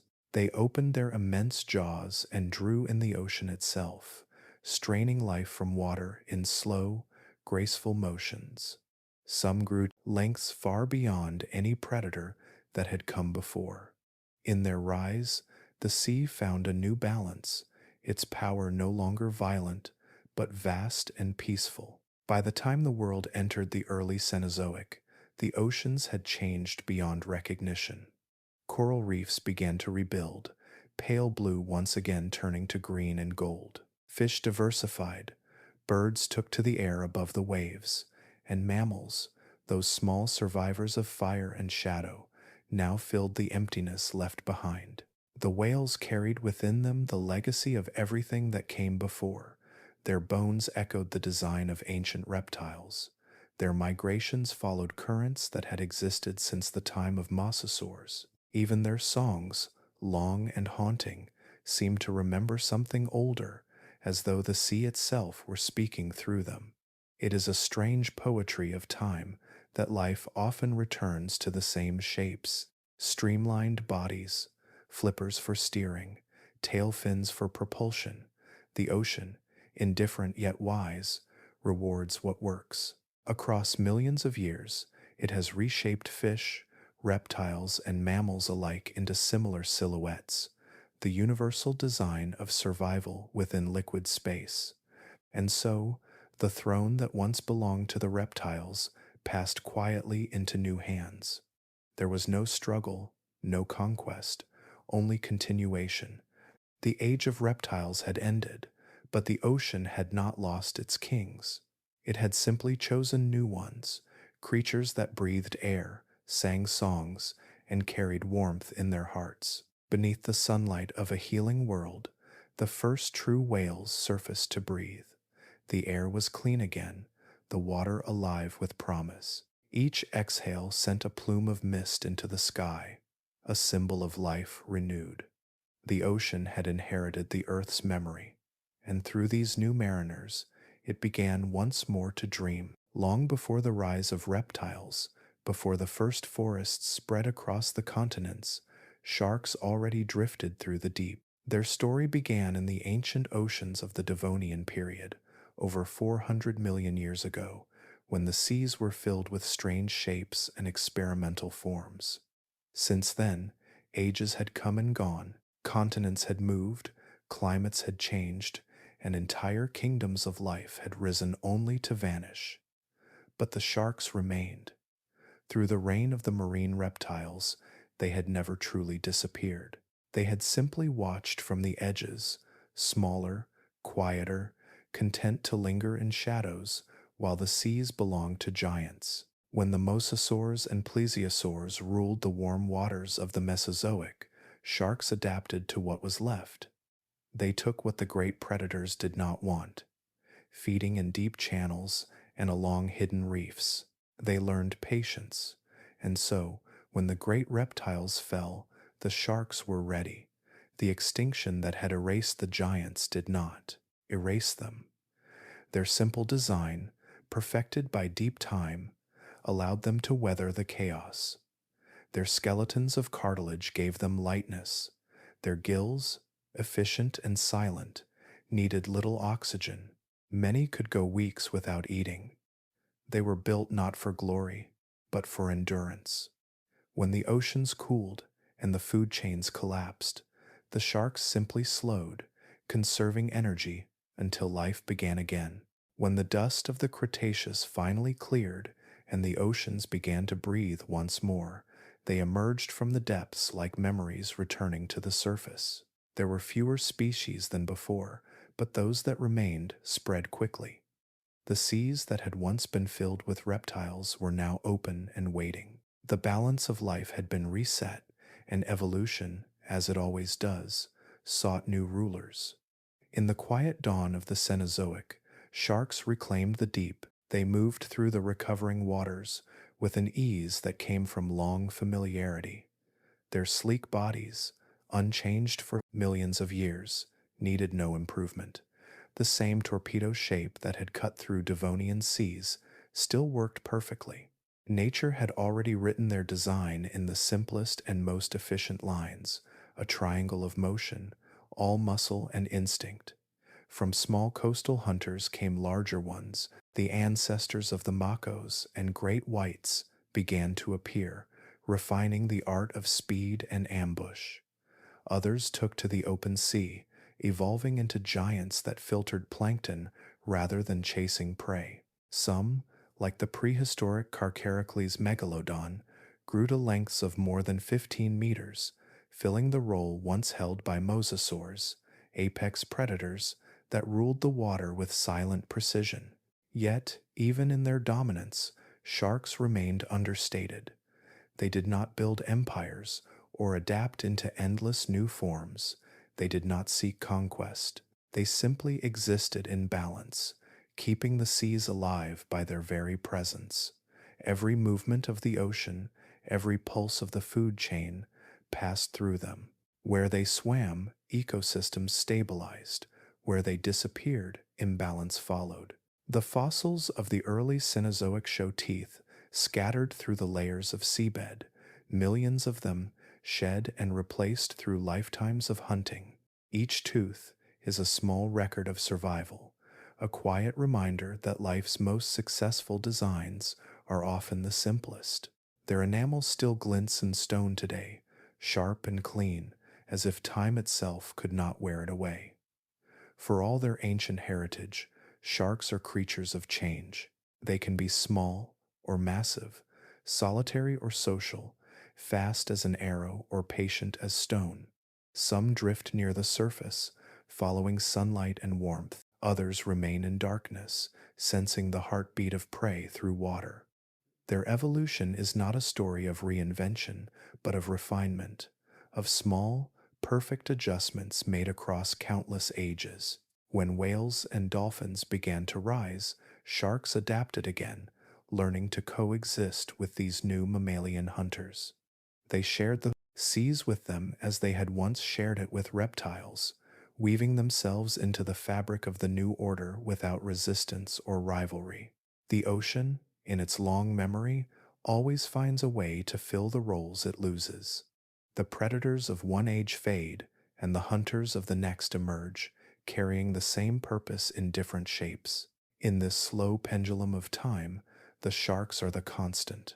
They are the axis around which marine evolution turns, patient, enduring, unchanged at their core. Each new dynasty of the sea learns from the silence they leave behind. Today, the descendants of those ancient survivors still move through every corner of the ocean. From the deep blue pelagic zones to shallow reefs, their shadows glide beneath the waves. They are living fossils, reminders that survival does not always belong to the most dramatic or the most powerful, but to those who understand the rhythm of the world. When they pass beneath the light, their skin catches a faint shimmer, the same shimmer that might have fallen across the backs of their ancestors hundreds of millions of years ago. Their movement is smooth, almost meditative, a quiet continuation of everything that came before. The reptiles had ruled with force, the mammals would rule with intelligence, but the sharks needed neither. They ruled through time itself, by simply being, adapting only as much as necessary and never more. As the earth turned slowly toward a new age, the sea found its balance once again. The coral returned, the fish multiplied, and the waters filled with life. And gliding beneath it all, in the deep places where sunlight fades, the sharks swam on, silent and eternal, the oldest guardians of the ocean's throne. The ocean may forget in motion, but the earth does not. It keeps its memories in layers, in silt and stone, in minerals that harden over ages, in fossils that lie like whispers of a vanished world. Long after the great reptiles disappeared and the seas fell silent, their traces remained hidden beneath the weight of time. And when those layers are split open by careful hands, the story of the fallen empire unfolds once again. In the deserts of Morocco, where wind now sculpts sand into shifting dunes, the bones of the ancient ocean rest. Once, these lands were seabeds, part of a vast tropical sea that shimmered with warmth and life. Today, the sun burns the sand, and the only waves are made of dust. Yet beneath the dry ground, entire graveyards of marine life sleep, ammonites, fish, turtles, and the teeth of enormous mosasaurs, sharp as when they first fell to the sea floor. The rock that holds them is dense with calcium carbonate, the very mineral that once formed their shells and skeletons. When paleontologists walk those quiet valleys, they find fragments of a time when the ocean ruled this place. The fossils are layered in strange order, stacked like pages written in different languages. Some layers shimmer faintly white, rich with the remains of plankton and coral. Others are darker, streaked with the residue of death, traces of carbon, sulfur, and the faint presence of iridium, a metal more common in asteroids than in Earth's crust. It is a signature of catastrophe, scattered across the world in the same thin band of stone. That band, barely a few centimeters thick, marks the end of the Cretaceous, the boundary between the age of reptiles and the age of mammals. It appears in cliffs and quarries across the planet, from the limestones of Italy to the chalk of Denmark, from the hills of New Zealand to the quiet rocks of Kansas. No matter where it is found, it tells the same story. Something immense had happened here, something that changed the rhythm of life forever. In Kansas, the plains stretch wide and silent, but beneath them lies another ocean's memory, the Western Interior Seaway. Millions of years ago, this inland sea divided North America from the Arctic to the Gulf. Its waters were shallow and warm, filled with ammonites that drifted like floating lanterns and the shadows of marine reptiles that glided through the depths. When the asteroid struck and the ocean suffocated, this sea became a grave. The fossils of Kansas tell this ending in exquisite detail. Entire layers of shale and chalk are filled with the remains of creatures that died together. Fish preserved mid-motion, their fins still arched as if caught in surprise. The delicate outlines of ammonites, their shells collapsed but still perfect in spiral. Tiny glass spheres of impact debris, the same molten droplets that once rained from the sky, pressed into the stone like tears frozen in time. Some layers even contain traces of soot, a record of fires that burned across continents when the forests ignited beneath the falling ash. Each fossil bed is a time capsule, holding the silence that followed the great extinction. To touch one is to touch the moment the oceans paused. The calcium carbonate that makes up their bones and shells is not merely mineral, it is a chemical echo of the living sea. It holds the carbon of ancient breath, the oxygen of ancient waters, the weight of millions of years, compressed into stone.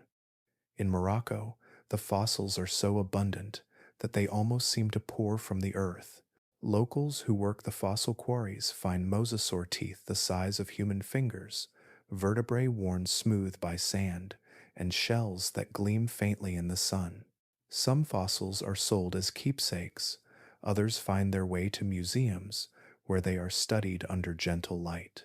Yet no matter where they rest, they carry the same quiet truth that the ocean's greatness was never lost, only transformed. Scientists reading these stones speak of them as archives. Each layer tells a different phase of the world's recovery. Above the dark boundary rich with iridium, new kinds of fossils appear. Small fish, delicate shells, fragments of plants washed from reborn coastlines. Life had returned, tentative but certain, growing again from the soil of extinction. And yet, the deeper layers remain untouched, belonging to a time before recovery. There, in the compressed stillness of the late Cretaceous seabed, lies the end of the reptile's dominion. It is written not in words but in texture, the chalky feel of calcium, the subtle gleam of fossilized bone, the dusting of iridium that glints faintly under light, as if the stars themselves had fallen into the ocean. When you look closely at those layers, you are looking at time itself, at the instant when abundance turned to absence, when movement became stillness. The fossils of Morocco and Kansas, though separated by oceans and continents, are bound by this same moment. They are the Earth's memory of loss, preserved in stone so that nothing, not even silence, is truly forgotten. The ocean may have lost its kings, but its story endured in the bones that settled at its floor. In every fossil lies a fragment of that vanished age, a scale, a tooth, a curve of shell, holding within it the last breath of the empire beneath the waves. And as the wind brushes over the deserts and the plains where these oceans once lay, it carries, faintly, the echo of the sea that was. The sea never forgets. Even when its rulers vanish and its kingdoms collapse, it keeps their memory in quiet ways, in shapes, instincts, and rhythms that reappear again and again, as though the water itself remembers how life once moved through it. Though the great reptiles of the past are long gone, traces of their legacy still flow through the creatures that inhabit the oceans today. If one looks closely enough, the echoes are everywhere. A turtle surfacing for breath, its shell gleaming in the light, carries a resemblance to the giants that once glided through the ancient seas. A sea snake twisting through coral recalls the serpentine grace of the Ichthyosaurs and Mosasaurus that vanished millions of years ago. Even the marine iguanas of the Galapagos, lounging on volcanic rocks before slipping into the waves, seem like living fragments of a story that began long before humans existed. These creatures are not descendants of the same families that ruled the Cretaceous oceans, yet they carry within them the same solutions that nature once discovered. Their bodies, in their own quiet ways, remember. Take the sea turtle, Its ancestors had already begun returning to the oceans while the age of the reptiles still flourished. They adapted in slow and subtle steps, trading legs for flippers, lungs for greater capacity, and bones for shapes that could withstand pressure and buoyancy. They learned to migrate across oceans, navigating through unseen patterns of magnetic fields, finding beaches where their ancestors once nested. That instinct, to cross entire seas only to lay eggs on the same shorelines where they themselves had hatched, is a memory deeper than thought. When a female turtle digs her nest beneath the sand, she is performing a ritual that connects her to creatures that laid their eggs under the same stars 70 million years ago. The beach becomes both cradle and archive, a living connection between what was and what remains. Even the salt that drips from her eyes as she covers her eggs carries the mark of adaptation. Like many ancient reptiles, she possesses special salt glands near her eyes that help her body shed excess salt absorbed from seawater. The same feature once helped marine reptiles regulate their chemistry as they lived and hunted in saline worlds. Evolution kept that design, refining but never erasing it. The marine iguana, though small and often overlooked, tells another part of the ocean's memory. It is the only modern lizard that truly lives in the sea. When it dives among the rocks to graze on algae, it holds its breath for minutes at a time, its heart slowing to conserve oxygen. After feeding, it returns to the rocks, spreading its limbs to the sun, warming its blood like the great Pliosaurus might once have done in the shallows of the Mesozoic world. When it sneezes, it is not clearing dust, but salt, expelled through glands near its nostrils, the same ancient trick of balance between water and life. And then there are the sea snakes, elegant and slender, woven from the same principles that once shaped the bodies of the ocean's early rulers. Their lungs stretch the length of their bodies, adapted to hold vast reserves of air. Some can absorb oxygen through their skin, allowing them to stay submerged far longer than their size should allow. They move with that same side-to-side rhythm that the Mosasaurs once used to propel themselves, a motion born of both necessity and grace. In their scales, in their breath, in their pulse, the design of the ancient sea still lingers. Even in creatures far removed from the ocean, land snakes that have never touched salt water, iguanas that live in forests, turtles that inhabit rivers, small reminders remain. Salt glands lie dormant in species that no longer need them. The structure of their lungs still reflects a design for deep breathing. Their eggs, though laid in soil rather than sand, still carry the same hard shells meant to protect life from drying air. These are the ocean's fingerprints, faint but permanent, resting inside the bodies of its children. The ocean, after all, does not erase. It reuses, it reshapes, it teaches life the same lessons again and again, refining what works, discarding what does not. When new species arrive, they inherit not just the water itself, but the memory of every creature that has ever swum through it. The physics of the sea, its density, its pull, its rhythm, guides evolution along the same paths. The same pressures that shaped the Ichthyosaurs into swift swimmers shaped dolphins millions of years later. The same forces that built the Mosasaur's powerful tails built the fins of whales. In this way, the ocean remembers even what it no longer contains. To watch a turtle drift effortlessly through the current, to see a shark's shadow glide along the reef, or a whale rise to breathe in the sunlit air, is to glimpse the ocean's long memory at work. Each movement is a repetition, a quiet echo of patterns older than mountains. The ancient reptiles are gone, but their story continues in every motion, every adaptation, every breath taken beneath the waves. Perhaps this is the sea's greatest secret. It does not mourn what it loses, it carries it forward. It builds upon what once was, blending the past into the living present until both are one. The creatures that swim today do so not on a blank page, but upon the same eternal current that carried the giants before them. And if you stand by the shore and listen, truly listen, you can almost hear it. The sigh of the tide, the rhythm of waves folding and unfolding, the soft exhale of something ancient and enduring. It is the ocean remembering itself, speaking softly through the lives that remain. The sea has always had a way of leaving reminders behind. Even when it retreats, even when its waves withdraw for the last time, it does not truly vanish. It leaves its memory written in the stone, pressed into the bones of the earth itself.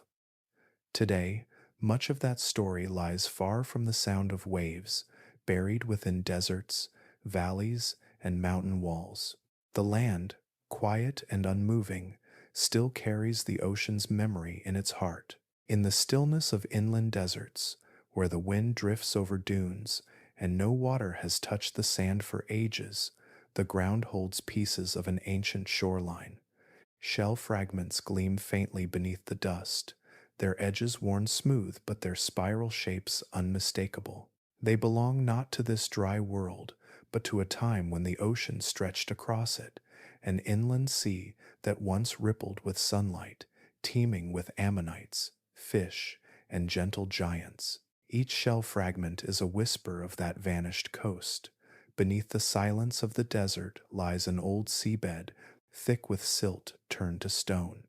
Fossils lie where waves once rolled, preserved beneath layers of sand that drifted in long after the water was gone.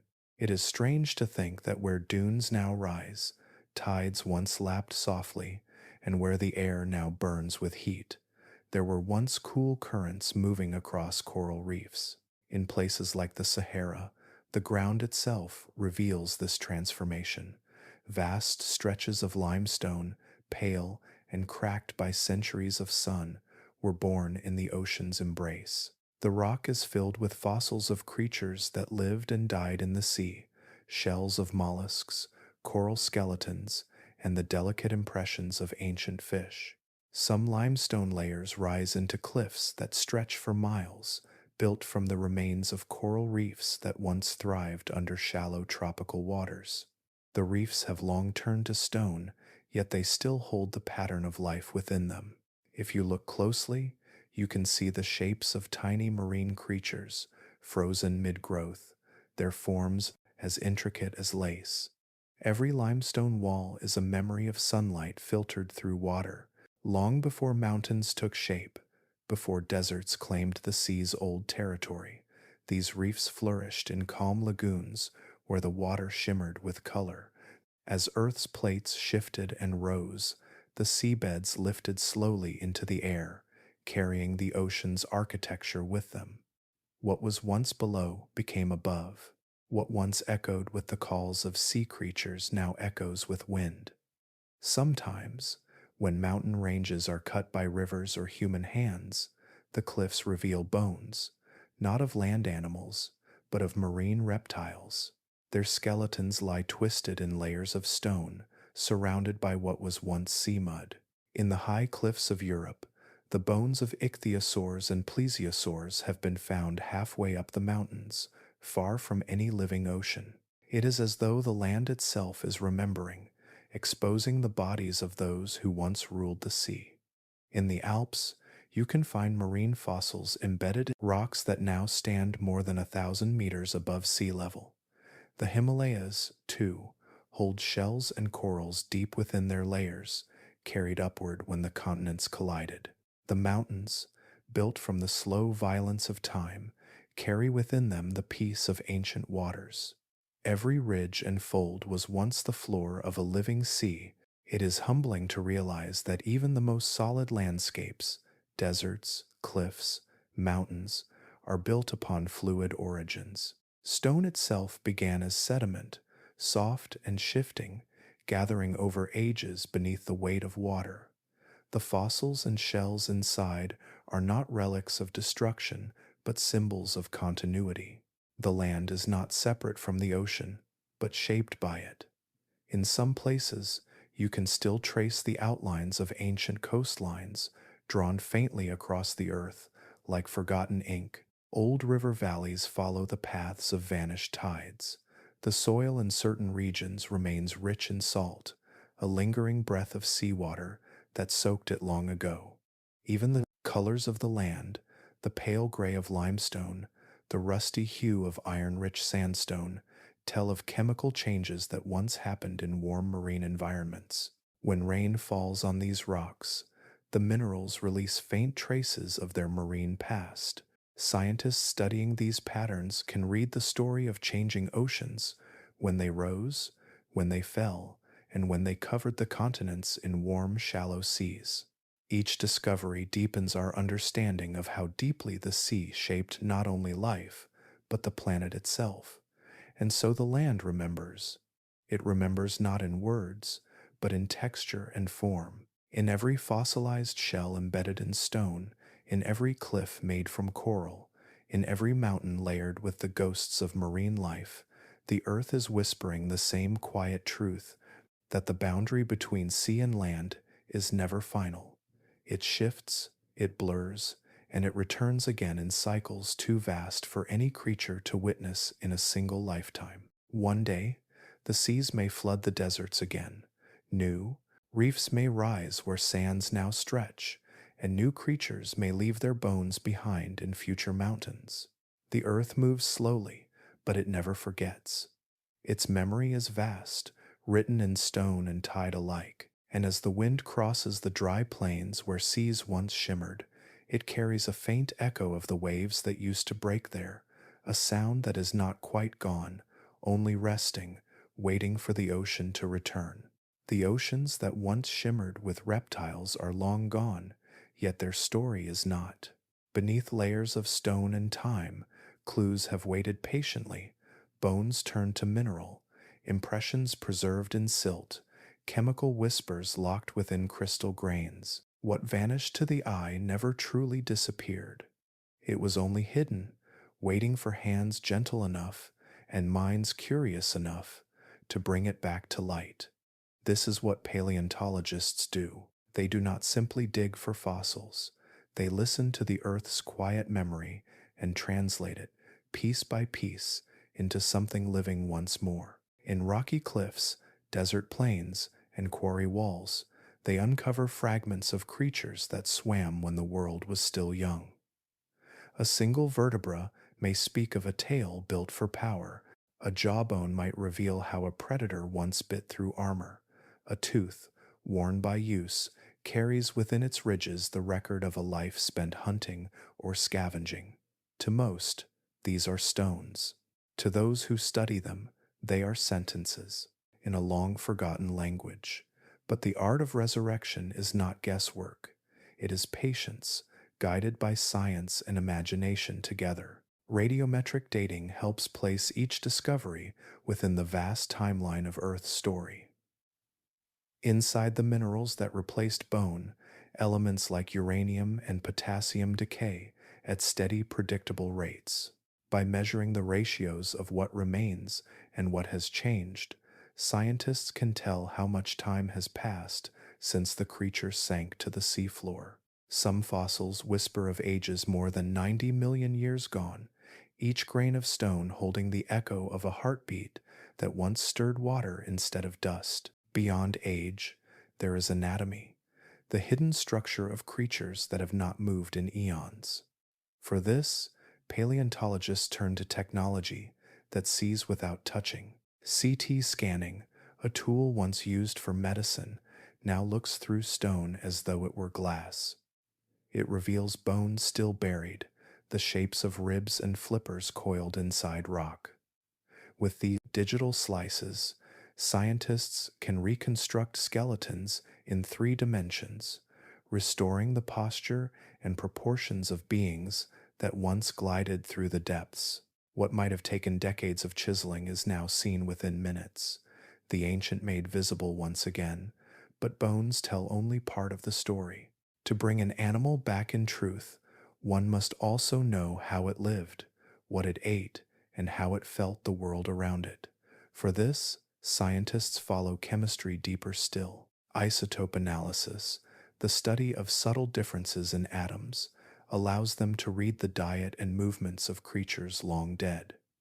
The oxygen within fossilized bone can reveal the temperature of the water it lived in. The carbon inside teeth can tell whether it fed near the surface or hunted in the deep. Through these traces, scientists can follow a marine reptile's migration across vanished oceans, its life measured not in words, but in isotopes. Sometimes, fortune gives something even more intimate. In a few rare fossils, soft tissues have survived, the faint outlines of muscles, the delicate pattern of scales, even traces of color once painted by sunlight. Under the microscope, pigments known as melanosomes still lie within ancient skin. By comparing their shape and density to those in modern animals, scientists can infer what colors these creatures once bore. Some ichthyosaurs may have been dark like whales, blending into the open sea. Others, like early plesiosaurs, may have carried patterns across their flanks, the better to hide among shimmering light. And then there are the stomachs. Fossilized remains of marine reptiles have been found with their last meals still inside. Within a pliosaur's ribcage, shattered shells of ammonites tell of a violent feast. Inside a mosasaur, fish bones and turtle fragments remain locked in place, preserved by the same minerals that replaced its flesh. These details are not merely curiosities, they reveal the very rhythm of life, what it meant to survive, to hunt, to exist in a world where strength and precision ruled the waves. Each discovery adds another thread to the great tapestry of the past. Slowly, from countless fragments, scientists rebuild the shape of lost oceans. They recreate temperature maps, currents, and food webs, tracing how the seas shifted and breathed across ages. Computer models, guided by fossil data, now simulate how the western interior seaway might have moved, how the tides flowed through its length, and how the creatures within it followed its shifting warmth. It is an act of quiet resurrection, not to bring the creatures back in flesh, but to let their story breathe again through knowledge. The more scientists uncover, the less the past feels like a mystery, and the more it feels like memory, shared not just by the earth, but by all who listen to its record. There is a kind of poetry in it. Every fossil found is a message across time, sent by a creature that never knew it would be remembered. Every chemical trace is a line in the ocean's diary, written not with ink but with atoms. The paleontologists, with their brushes and scanners, are the readers of that diary, turning pages that have waited millions of years to be opened. In the end, the sea that once teemed with reptiles has been resurrected not by magic, but by patience, by science that looks beyond what is gone and finds what remains. Beneath microscopes, through data, through imagination anchored in truth, the lost empire of the ocean lives once more, shimmering not in waves, but in understanding. And somewhere, in a quiet lab, lit by the pale glow of a monitor, a fossil scanned in cross-section flickers to life again, its form revealed, its story retold, its place in the ocean's memory restored. The ocean has always been both a giver and a taker of life. It creates and erases, nourishes and consumes, never choosing one forever. It is the planet's oldest witness, watching in silence as ages rise and fall. Every ripple that touches the shore, every deep current that slides through the dark, carries traces of what has come before. The ocean forgets nothing. It only buries its memories in silence, layer upon layer, waiting for those who will one day learn how to read them. Far below the waves, where light cannot reach and pressure turns water into weight, the seafloor is thick with time. Sediment drifts downward like falling dust, plankton shells, volcanic ash, the remains of storms and creatures too small to see. Over millions of years, these tiny pieces settle, compact, and harden into thin, delicate layers. Each one is a record of an ancient day, sealed and stored in the ocean's vast archive. To the untrained eye, they look like nothing more than mud or stone, but to scientists, they are pages in the diary of the Earth. When researchers lower long metal tubes into the deep sea to collect cores of sediment, what they bring back is time itself.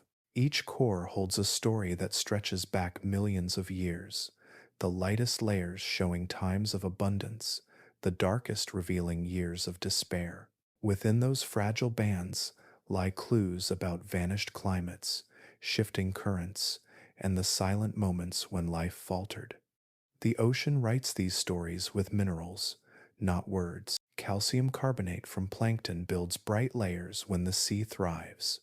Iron and carbon form darker streaks when the water grows still and low in oxygen. Volcanic eruptions leave thin traces of ash, while meteor impacts scatter rare elements like iridium, the same that once marked the fall of the reptiles. Even the chemistry of the water changes in rhythm with extinction and rebirth, its salts and isotopes whispering the temperature of ancient currents and the breath of the atmosphere above. When scientists study these cores, they do not simply measure numbers. They listen. They listen to the faint pulse of the planet's heartbeat, preserved in the fine dust of the ocean's floor. Some layers tell of warmth and calm seas, when coral flourished and plankton bloomed in shimmering clouds. Others speak of cold and silence, when ice spread from the poles, and the deep ocean grew heavy with carbon, locking away the air that once fed life. The cores show that extinction is not a single tragedy, but a pattern that returns, sometimes softly, sometimes with violence. Each great collapse in life's history leaves its mark. There are layers filled with organic carbon, black and rich with the residue of death, formed when the seas lost their oxygen and countless creatures suffocated in the dark. There are thin streaks of dust marking long droughts and chemical fingerprints showing sudden bursts of heat when the Earth's balance broke. The story of the fallen sea, reptiles, long studied in fossil beds, is also written here, deep beneath the waves they once ruled. It is in these silent sediments that we learn the ocean remembers everything. Even when continents move and mountains rise, the seafloor quietly continues its work, keeping record of sunlight, storms, and life itself. Some of the oldest cores ever taken reach back 65 million years, touching the boundary between the age of reptiles and the dawn of mammals. Within those narrow bands lies the moment the sky fell, the dust from the impact, the soot from global fires, and the sudden absence of the plankton that once filled the surface with light. Above that layer, another story begins. Slowly, over thousands of years, the bright tones return. New plankton species appear, adapted to cooler waters. Corals re-emerge in shallow seas. Tiny fish bones begin to dot the sediment once more. The earth healed, quietly and persistently, as it always has. The ocean had borne witness to destruction before, and it bore witness again to recovery. Today, these same cores are pulled from ships anchored in calm blue waters, read in laboratories with machines that can detect the faintest change in chemistry. Within them, scientists can see not just the past, but hints of the future.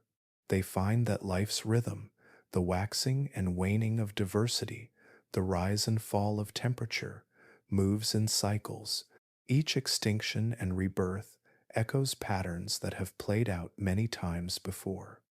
It is not prophecy, but memory. The ocean shows us that even catastrophe has a rhythm, and that the planet's story is written in repetition as much as change. To hold a piece of that sediment is to hold time itself, grains of ancient life compressed into silence.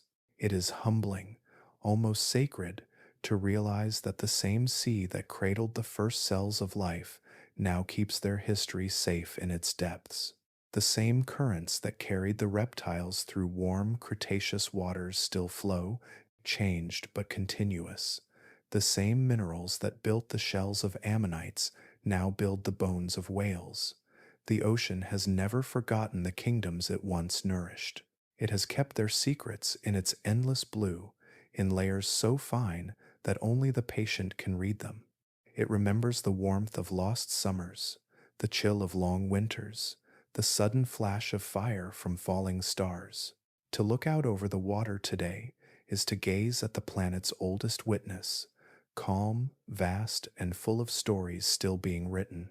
Beneath its surface, time continues to settle softly, grain by grain, as the ocean writes another page in the book it has been composing since the world first learned how to dream. The ocean has always chosen its rulers carefully, but never permanently. Its thrones are made of current and time, and those who sit upon them often forget how fragile power can be. The great reptiles once ruled with strength beyond measure, their dominance written across every wave and coastline. Yet even they, after 150 million years of mastery, vanished almost without a trace. Their story is not one of failure, but of balance, a quiet reminder that in nature, power is not the same as survival. For ages, the marine reptiles were the architects of the sea's food webs. They commanded vast territories, hunted with precision, and thrived in every ocean of their time. But the earth is a restless teacher. It changes its lessons slowly, and those who cannot learn them disappear. The reptiles had adapted perfectly to their world, and it was that perfection that betrayed them. Perfection in nature is a moment, not a destination.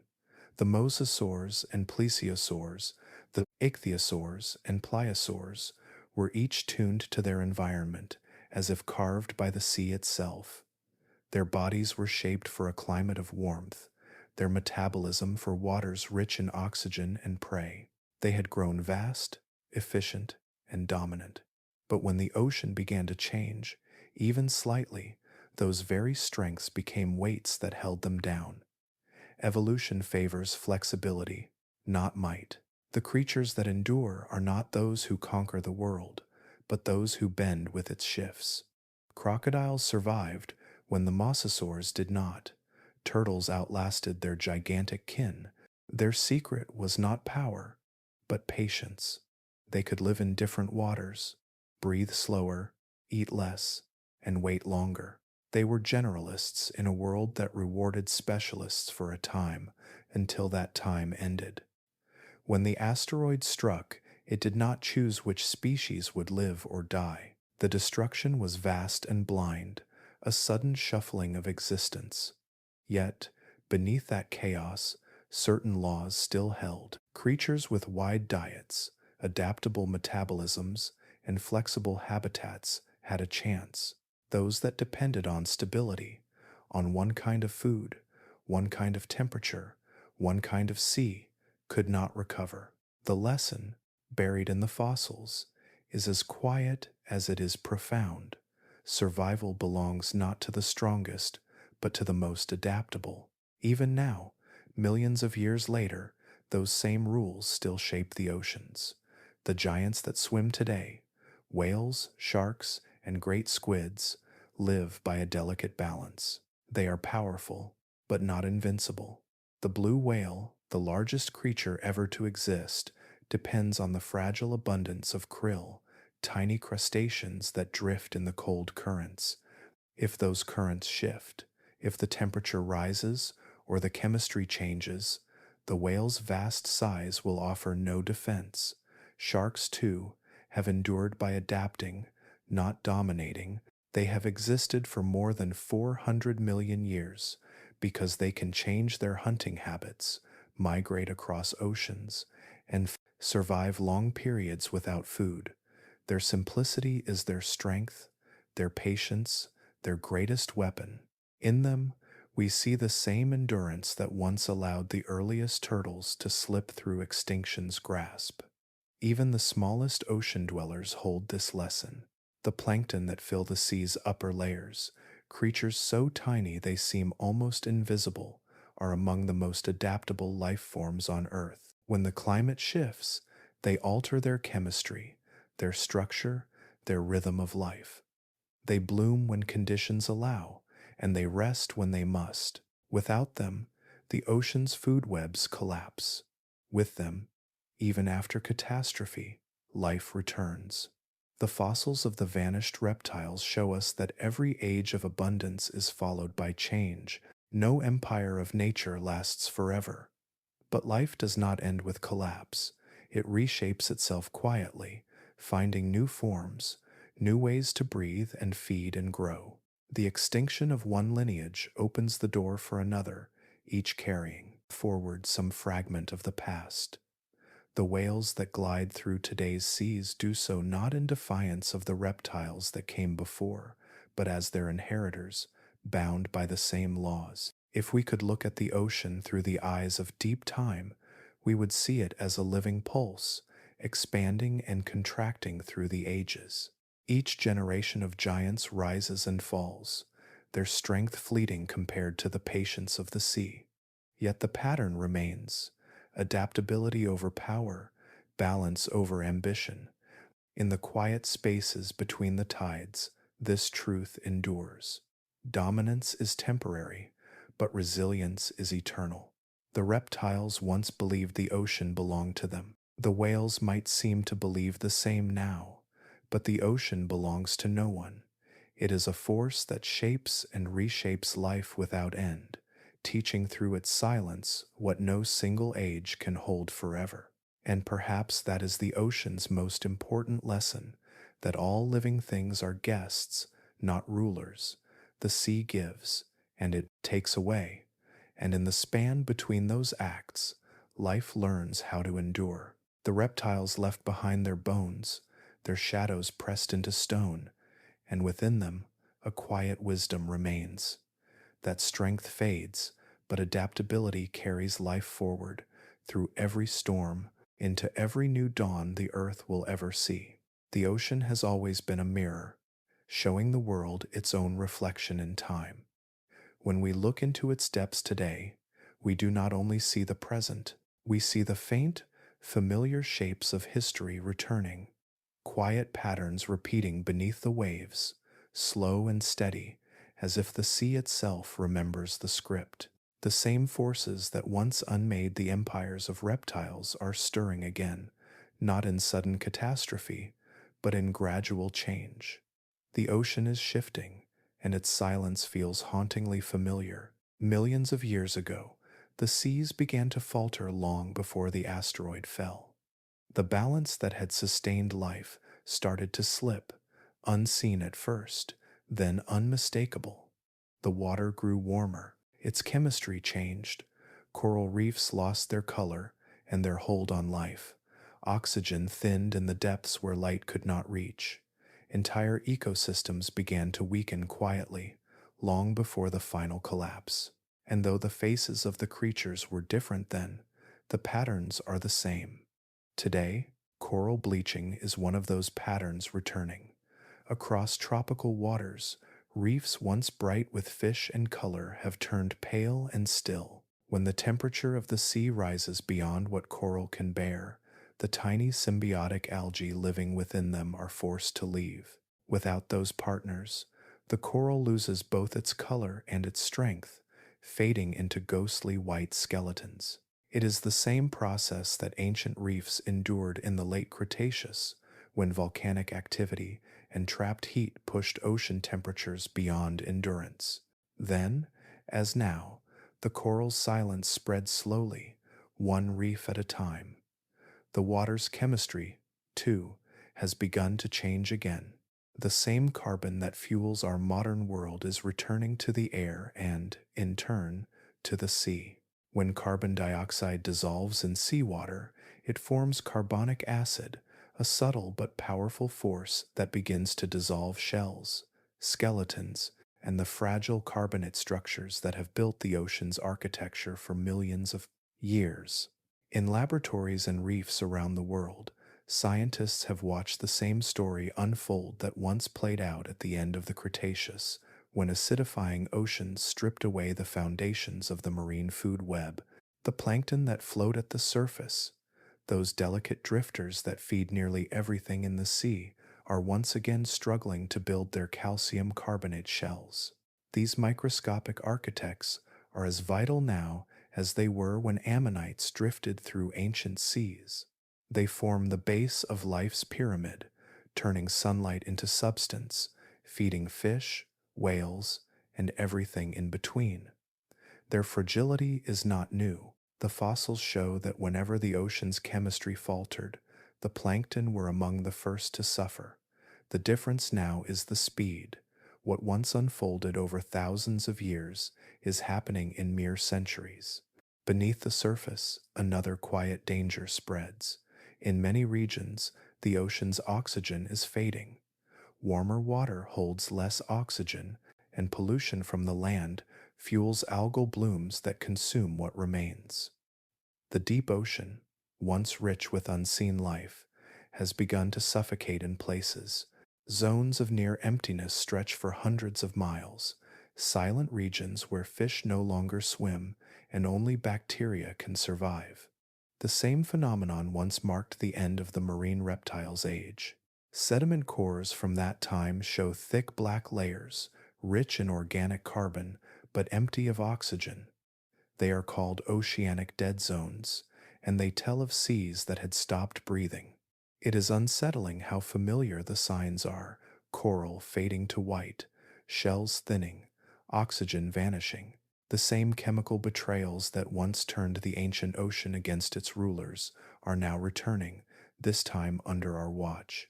Yet the earth does not repeat itself out of cruelty. These are cycles written into the planet's nature, warnings formed from its own memory. Life pushes against limits until those limits push back. The difference now is that we can see it happening. We can measure it, map it, and understand the physics behind it, something no creature before us could do. When paleontologists study extinction layers, they do not find abrupt endings. They find slow transformations, ecosystems unraveling strand by strand until one event finally breaks the weave. What we are witnessing today feels like the beginning of such an unraveling, though perhaps not yet beyond repair. The parallels are quiet but profound. Each warming pulse, each drop in oxygen, each ripple of acid through coral and shell echoes a pattern written long ago. Still, the ocean remains resilient. It has survived impacts, volcanism, and suffocation before. It always returns, though never exactly as it was. The question is not whether the sea will recover, but what will inherit its rebirth. When the reptiles vanished, mammals rose. When the ammonites disappeared, new forms of life filled their place. Each extinction is both an ending and a beginning, a transition written in salt and time. Standing at the edge of the water today, it is impossible not to feel the ocean's long memory moving beneath the surface. The same waves that carry life also carry warning. The same chemistry that built coral can dissolve it again. The same warmth that nurtures growth can unmake it. These are not punishments, only reminders that the balance of the sea is delicate, that its patience is vast but not endless. The earth has spoken in this language before. Its lessons lie in stone and shell, in the fossils of creatures that once believed their reign eternal. We now walk the same shores they once swam above, gazing at the same blue expanse that held them. The difference is that we can listen. The ocean is whispering its old story again, soft and familiar, an echo of a vanishing world. For as long as people have stood beside it, the ocean has seemed eternal. Its vastness feels beyond harm, its power beyond measure. Waves fall against the shore and return again, steady as breathing. The horizon stretches without end, and so we believe it cannot end. It feels too big, too ancient, too alive to ever truly fade. Yet the earth's memory tells a different story. The ocean has died before, not in a single moment, not in a great vanishing, but in silence, in slow, unseen unraveling. There have been times when its blue skin turned dark, when its breath thinned, when entire worlds beneath its surface fell still. What we call endless has ended many times, reshaped and reborn with every age. Geologists and paleontologists, reading the stone pages of the planet, have uncovered these forgotten collapses. The rocks tell of oceans that once teemed with life, then lost their color and warmth. In the layers of sediment, scientists find black shales, rich with organic carbon but stripped of oxygen.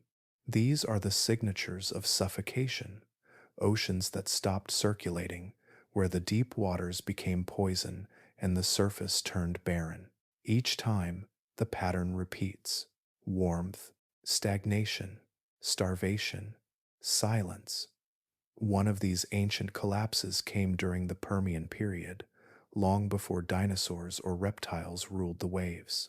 Then, the seas were filled with strange creatures, trilobites, coral-like reefs, and the first ancestors of modern fish.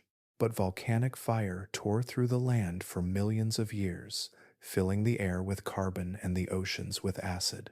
The chemistry of the water changed. The reefs dissolved. The deep currents slowed. In time, 90% of all marine species vanished. The sea that had once seemed endless nearly ceased to live. Another collapse came at the end of the Triassic, when the continents were still joined into one giant landmass. The oceans warmed again, oxygen thinned, and marine ecosystems broke apart. Fossils from that time show gaps, sudden absences, where diversity once flourished.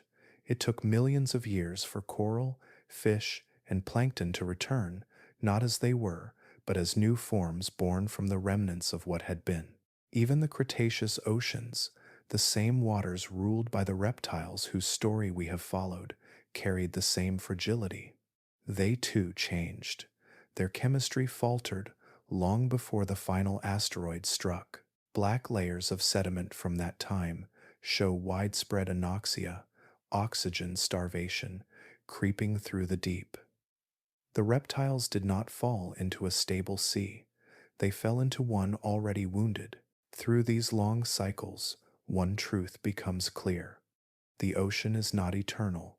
It is alive, and all living things can weaken. Its balance depends on fragile forces, temperature, chemistry, and motion that must remain in harmony. When that balance tilts, even slightly, the consequences unfold across ages. Water seems simple, but it carries a delicate chemistry that life depends on completely. The amount of dissolved oxygen, the levels of carbon and calcium, the gentle rhythm of its currents, all must stay within narrow bounds. When volcanoes flood the air with carbon, or when ice sheets melt and alter salinity, the ocean's great engine of circulation can slow. Without movement, the deep waters lose oxygen, and the creatures that dwell there suffocate. Without oxygen, decomposition stops, and organic matter piles up, turning the seafloor into dark, toxic sludge. The surface may still glitter in sunlight, but beneath it, the world dies quietly. Even color tells the story. In healthy seas, microscopic plankton bloom in greens and blues, capturing sunlight and turning it into life. In dying ones, the color fades to brown and gray. The plankton vanish, and with them go the fish, the predators, and finally, the giants. The loss begins invisibly, in chemistry too fine to see, but its echo grows until the water itself falls silent. The myth of the endless sea comes from our smallness. Beside it, we see only its surface, its moods and moments. We cannot easily grasp the timescale on which it breathes, the slow exchange of gases, the centuries it takes for deep currents to turn. To us, the ocean feels constant because our lives are brief, but the rocks know better. They have seen it vanish and return more than once. The miracle is not that the ocean has survived, but that it always comes back. After every collapse, life has found a way to fill it again. When oxygen returns, bacteria awaken. When chemistry steadies, plankton bloom anew. The sea renews itself, but never exactly the same. Each rebirth carries traces of the past, new creatures shaped by the lessons of loss. Still, this resilience should not be mistaken for invincibility. The same cycles that once unfolded over millions of years now shift within centuries. The ocean that seems infinite is changing again, more rapidly than ever before. And while the sea will endure, what lives within it may not. The truth is quiet and humbling. The ocean's strength lies not in its size, but in its balance. It can cradle empires of life, yet it can also take them back into silence. Every shell, every current, every wave that touches the shore is part of a system that must remain in harmony. When that balance breaks, the endless sea reminds us it was never endless at all, only borrowed, only alive for as long as the earth allows it to be. And when the tide draws back, leaving the sand smooth and bare, we are left with the same question the ancient world once faced. Can something so vast truly disappear? The rocks, in their patience, already know the answer. For a long while after the great dying, the ocean was a quiet place. The waves still rose and fell, the tides still pulled against the shore, but beneath the surface there was little left to stir the water. The brightness of the Cretaceous seas, the reefs, the swarming fish, the giants that once ruled the deep, had been erased. Only darkness and drifting remains filled the water's slow heart. The impact that ended the age of reptiles had not only silenced the land, it had shattered the ocean's rhythm. Dust and soot clouded the skies for years, cooling the planet and starving its waters of sunlight. With light gone, photosynthesis faltered, and the tiny plankton that formed the base of life's food chain disappeared. The ocean, once full of color, became dull and still. Its surface carried the memory of motion, but its depths sank into silence. Yet even in that stillness, not everything was lost. Life, as it had done so many times before, found places to hide. In the cold, dark sediments of the seafloor, bacterial colonies clung to survival. Near hydrothermal vents, where minerals and heat poured from the Earth's crust, strange communities of microbes fed on chemical energy rather than sunlight. They had no need for the warmth of the sun. They lived by the slow generosity of the planet itself. It was these small and patient forms of life that kept the spark alive. In time, the skies began to clear. Light returned, faintly at first, touching the surface of the water like dawn through fog. The plankton, those drifting, fragile architects of marine life, began to bloom again. A few species had survived in sheltered waters near the equator, protected by warmth and stable currents.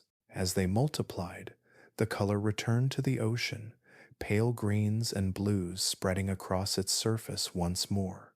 The rebirth of the ocean did not happen quickly. It unfolded over millions of years, almost too slowly for any single moment to notice. Layer by layer, new sediments settled, recording the slow pulse of recovery. The first to return in abundance were the tiny foraminifera, single-celled creatures that built delicate shells from calcium carbonate. Their fossils appear as small spirals in the rock record, marking the return of productivity to the sea. Where they thrived, larger life followed. Soon after, small fish began to evolve from the survivors of the extinction. They fed on the growing clouds of plankton, and in turn became food for others. Coral reefs, shattered and broken, started to reform in warmer waters. Mollusks returned to the seafloor, grazing on algae and sediment. What had once been an empty world was slowly becoming a mosaic of life again. This recovery was not a restoration of what had been lost. The ancient reptiles never returned, Nor did the ammonites that once spiraled through the water. The ocean did not rebuild what it had before. It invented anew. Evolution, given an open canvas, began to experiment again. Tiny crustaceans adapted to fill the roles once held by larger species. New families of bony fish diversified rapidly, exploring every niche the emptiness had left behind. Among the most remarkable survivors were the sharks, the quiet sentinels of the deep. They had weathered the extinction, smaller and fewer in number, but their lineage endured. With time, they reclaimed the open seas, evolving into new shapes and strategies. Some became swift hunters, others slow drifters of the bottom sands. Their presence stitched continuity between the old world and the new, carrying ancient instincts into the newborn age. The ocean, once again, became a place of motion. Schools of fish shimmered beneath the sunlight. New reefs rose where volcanic islands cooled. Microscopic life, unseen but uncountable, formed the invisible machinery that powered the system. Each drop of water teemed with renewal, bacteria breaking down waste, plankton producing oxygen, small creatures feeding larger ones in endless cycles. In this reborn world, the ocean seemed to breathe again. It was not the same breath as before, but it was life's familiar rhythm returning. Slow, steady, patient. The deep seas remained scarred, their chemistry altered, but even there, creatures adapted. Worms and crustaceans colonized the dark again. Bacteria formed thin mats across the sediment, feeding quietly on what little drifted down from above. Every layer of the ocean, from surface to abyss, was rebuilding itself. Scientists who study these ancient recoveries often describe them as nature's long exhale, a release of tension after catastrophe. Yet there is also something more tender in the record. Each fossil, each trace of new life, speaks of persistence, of the quiet insistence of survival. The earth never begins again from nothing. It always starts with what remains.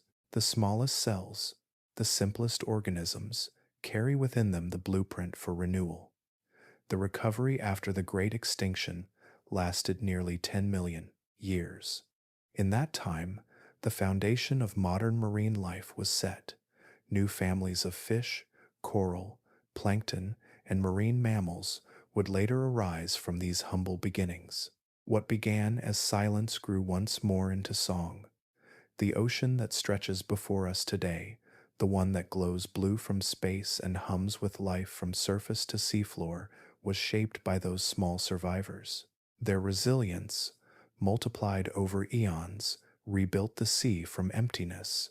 And so, beneath every wave, there remains a trace of that endurance. Every current carries the memory of rebirth, the slow and patient story of life finding its way back into the water. Even after the greatest fall, the ocean rose again, not as it was, but as something new, a living testament to the quiet strength that endures in the smallest of things. The ocean does not rush. It moves through time as it moves through space, in slow, steady cycles that outlast the memory of continents.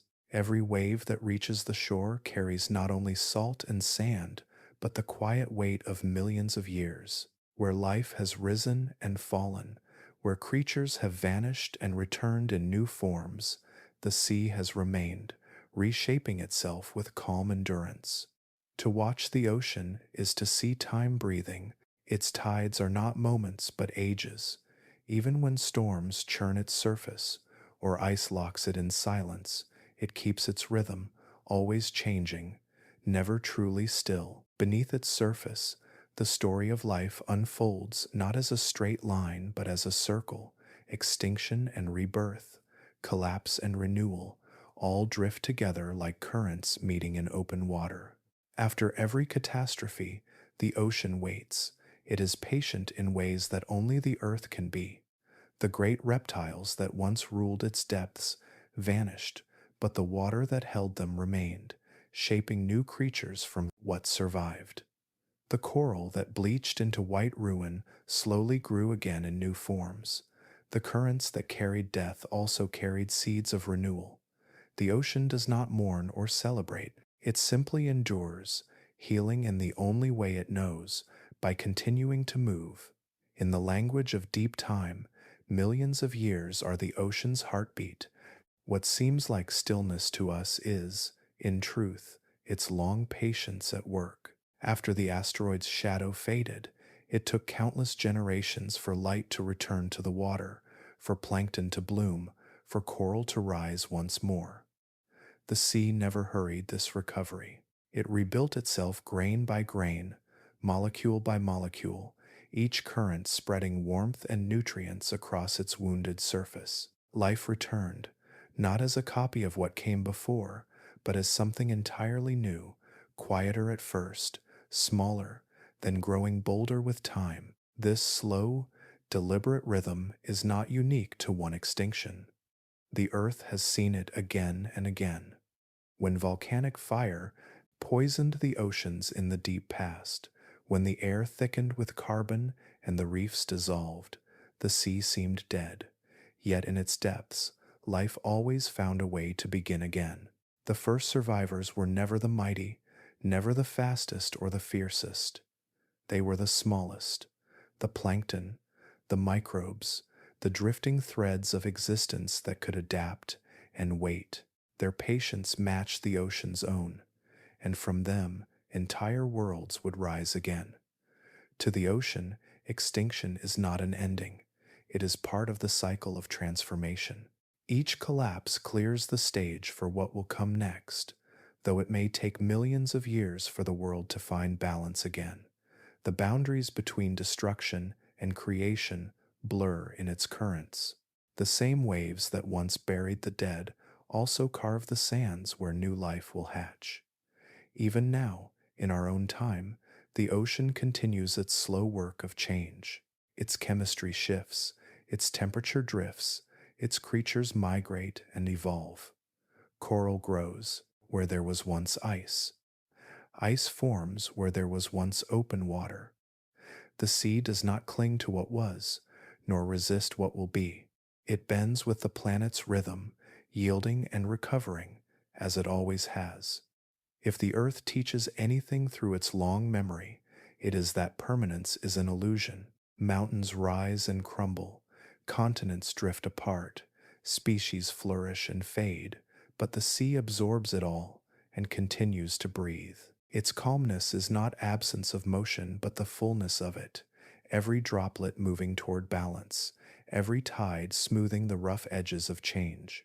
In the deepest trenches, where no light reaches, the same story continues. Sediments drift down from above, layering one age atop another. Tiny organisms live, die, and become part of the rock that will one day tell their story. These layers are the ocean's diary, a record written in patience. Scientists read them grain by grain, uncovering the quiet proof that nothing on Earth is ever truly lost. What disappears always leaves something behind, a trace, a shadow, a chemical whisper in the water. The ocean's patience is not passive. It shapes continents, feeds rain to the land, and gathers rivers back into itself. It is both the beginning and the end of every cycle. Its movement carries the breath of life from one era into the next, blurring the boundary between past and future. When seen from afar, Earth's blue shimmer in space is not just water. It is time made visible. Even when the surface rages with storms or the depth seems still and cold, the sea's quiet strength endures. It has seen the fall of empires and the birth of new worlds, yet it remains, timeless in its motion. Perhaps this is the ocean's greatest lesson, that survival is not always about strength or speed, but about patience, the kind of patience that allows a planet to heal, that gives life the space to reinvent itself. The sea does not resist change. It absorbs it, softens it, and turns it into continuity. Long after we are gone, long after the land reshapes itself again, the ocean will still be here, it will still rise and fall, carrying the memory of every creature that ever swam through its depths. Its patience will outlast the noise of extinction and the rush of time. And as the waves move quietly against the shore, they will whisper the same truth they always have, that nothing on earth is truly forever except the slow and endless rhythm of change. Beneath quiet hills and sunlit plains, the story of the lost ocean still sleeps. It waits not in the tides, but in the stone, locked in layers of time that the earth has carried for millions of years. Every fossil that surfaces from the ground is a whisper from that vanished world, a fragile memory pressed into rock. What once swam and breathed and hunted beneath ancient waves now lies frozen in silence, yet even in stillness, it continues to speak. When paleontologists bend close to a slab of stone, they are listening to echoes older than mountains. They work slowly, brushing away grains of sediment, exposing what was hidden by 80 million years of patience. Sometimes it is only a fragment, a curve of bone, a single tooth, the faint imprint of a shell, but within those fragments are chapters of Earth's forgotten ages. Each discovery is not just a find, but a revision. The story of the sea's reign and its fall is not finished. It is rewritten every time stone gives up a new clue. In the windswept cliffs of South Dakota and the chalky rocks of Kansas, the remains of the western interior seaway still rest. Here, in what was once a warm and shallow ocean, the bones of the great Archelon turtles have been uncovered. Their shells stretch longer than the width of a car, weathered but unbroken. To see them in stone is to imagine the weight of time itself, the slow burial of life beneath layers of silt, the turning of ocean floor into land, and the eventual meeting of bone and air once more. These shells tell of endurance. The Archelon swam in gentle strength, its vast flippers pushing through warm currents, its leathery carapace shaped not by armor but by grace. To find one now, resting in the earth, is to see the ghost of a creature that once drifted beneath the sunlit waves of a vanished sea.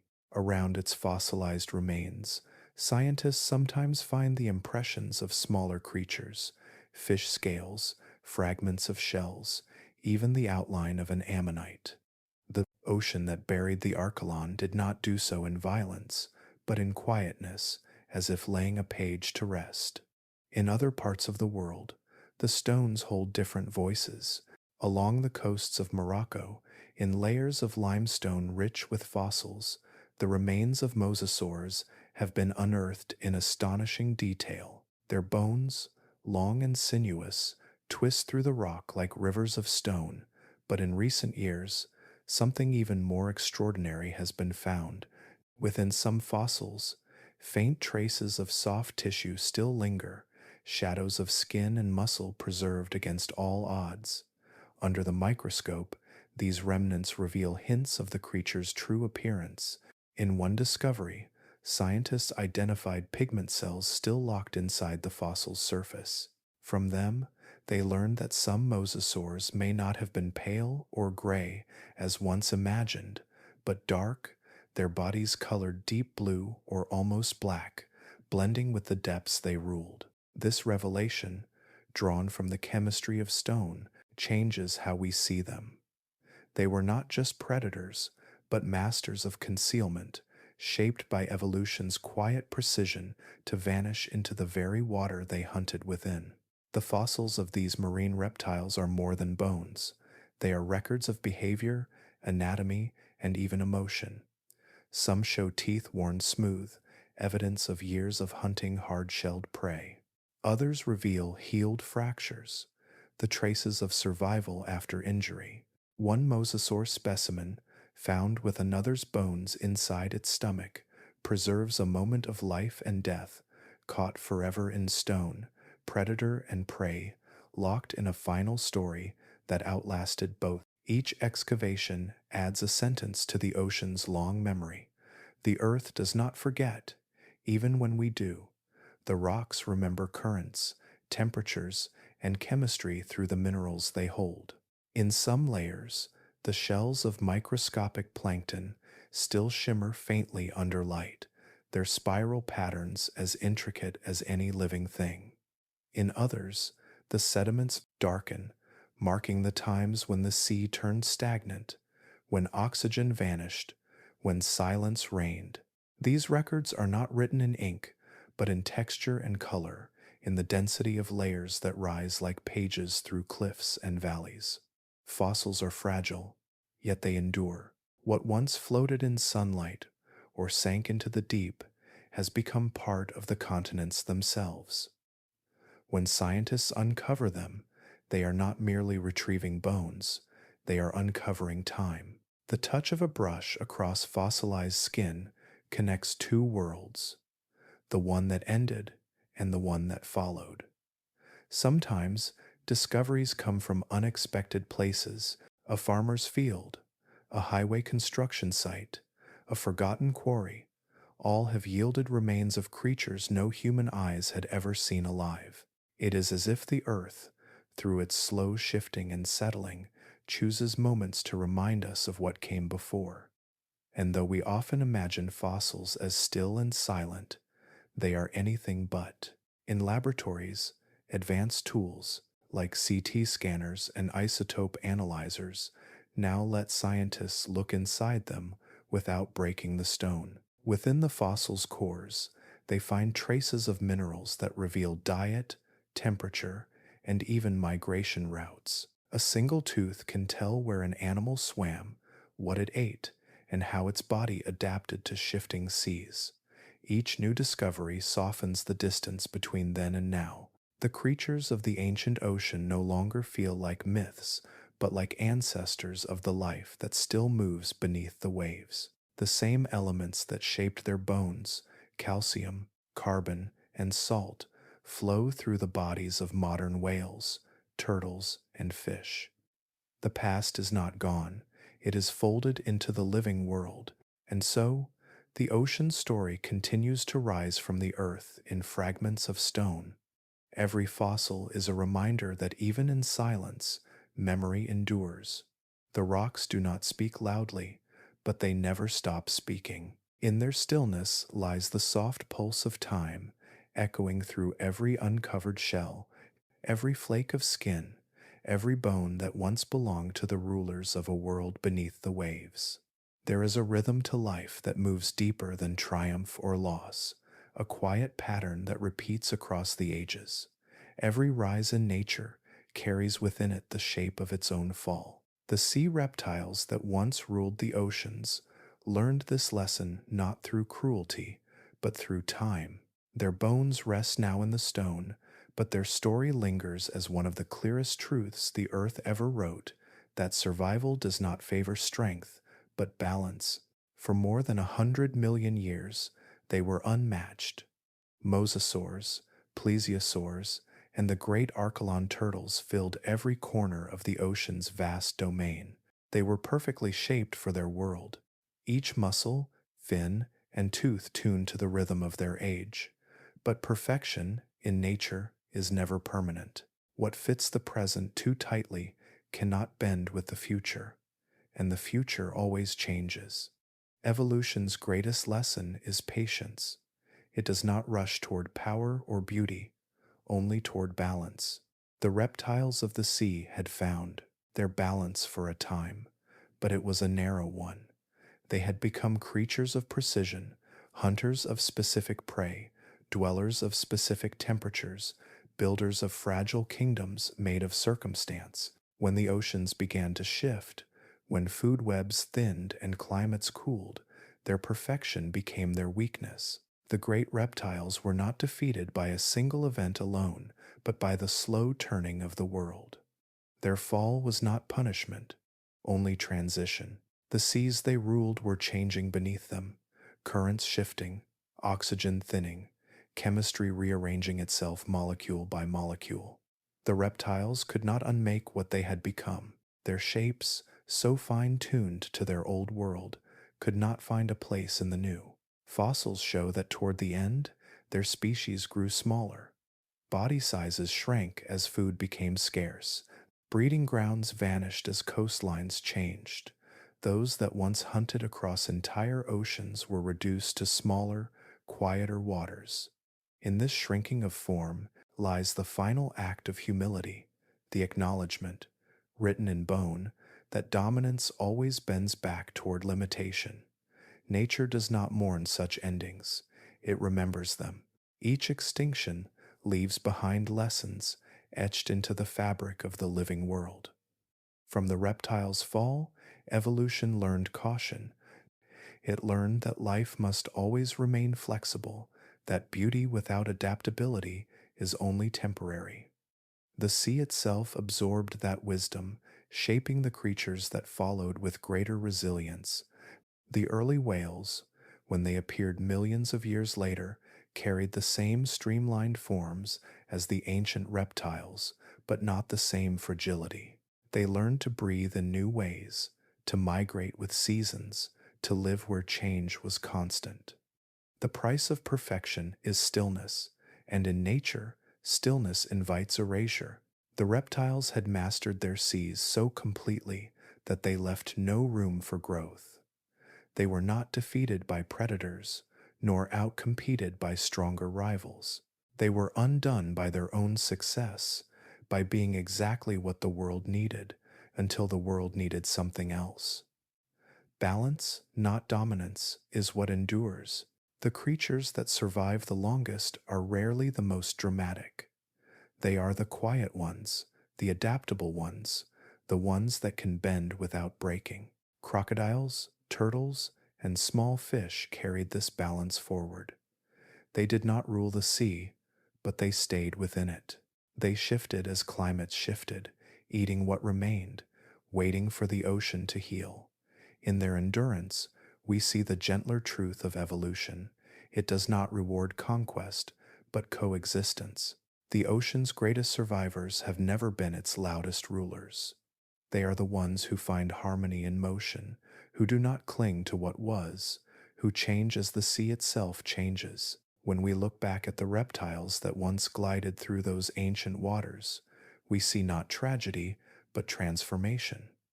Their disappearance was not a failure of strength, but a reminder that strength alone cannot hold against time. They had reached the height of what nature could make, and like all things at their peak, there was nowhere left to grow. Even now, the ocean remembers them in subtle ways. The sleek bodies of whales, the patience of sea turtles, the ancient eyes of crocodiles, all carry echoes of that age. The shapes that vanished have returned in new forms, rebalanced, reimagined. The ocean keeps refining the same idea, not power, but endurance, not mastery, but adaptation. The fossils that lie silent in the cliffs of stone do not tell a story of defeat. They tell of continuity, of how life learns from itself, of how every fall gives rise to a gentler design. The reptiles of the Mesozoic left behind more than bones. They left behind the pattern that guides everything that still lives today. A pattern that says nothing is permanent, but everything contributes to what comes next. And so, the deepest lesson the ocean teaches is one of humility. Even the greatest empires must yield. Even the most perfect designs must fade, making space for what follows. Life's purpose has never been to conquer, but to continue. The reptiles did not fail the sea. They completed their part of its story, and in their stillness beneath the layers of time, they remind us of the ocean's quiet law, that to endure is not to dominate, but to belong. Before the world belonged to mammals, before whales sang through the depths, and dolphins traced silver paths across the waves, there was another ocean. It was the same water, the same endless blue, but it carried a different life, a different rhythm. Its waves rose over continents that have long since shifted and broken apart. Its light shimmered across the backs of creatures whose shapes the modern sea has forgotten. To imagine this ocean is to step into a dream of Earth as it once was, younger, warmer, untouched by the forms we know today. The continents were scattered then, like drifting islands on a vast and sunlit expanse. The air was thicker, the sky softer in hue, and the light fell through it in golden veils that touched the water with an almost greenish glow. Beneath that surface, the sea pulsed with color and motion, every current alive with ancient breath. Ammonites spiraled upward through the shallows, their shells glinting like jeweled lanterns. They floated in slow, deliberate swirls, their tentacles curling and unfurling as they fed on drifting plankton. Around them, the water was filled with the hum of life, the flicker of fish scales, the soft rush of fins, the steady pulse of unseen hearts. In the distance, the shadow of a mosasaur might have passed, long and muscular, gliding with effortless strength. It was a time when reptiles owned the deep, when their forms were shaped by the rhythm of waves and the pull of hunger. The plesiosaurs moved differently, their long necks cutting through the water like ribbons. With four great flippers, they seemed to fly beneath the waves rather than swim. Their heads turned with careful grace, eyes fixed on schools of fish that darted like flashes of silver dust. Some seas were warm and shallow, glowing with coral and sand. Others were vast and deep, silent and blue-black, where creatures swam that no light had ever touched.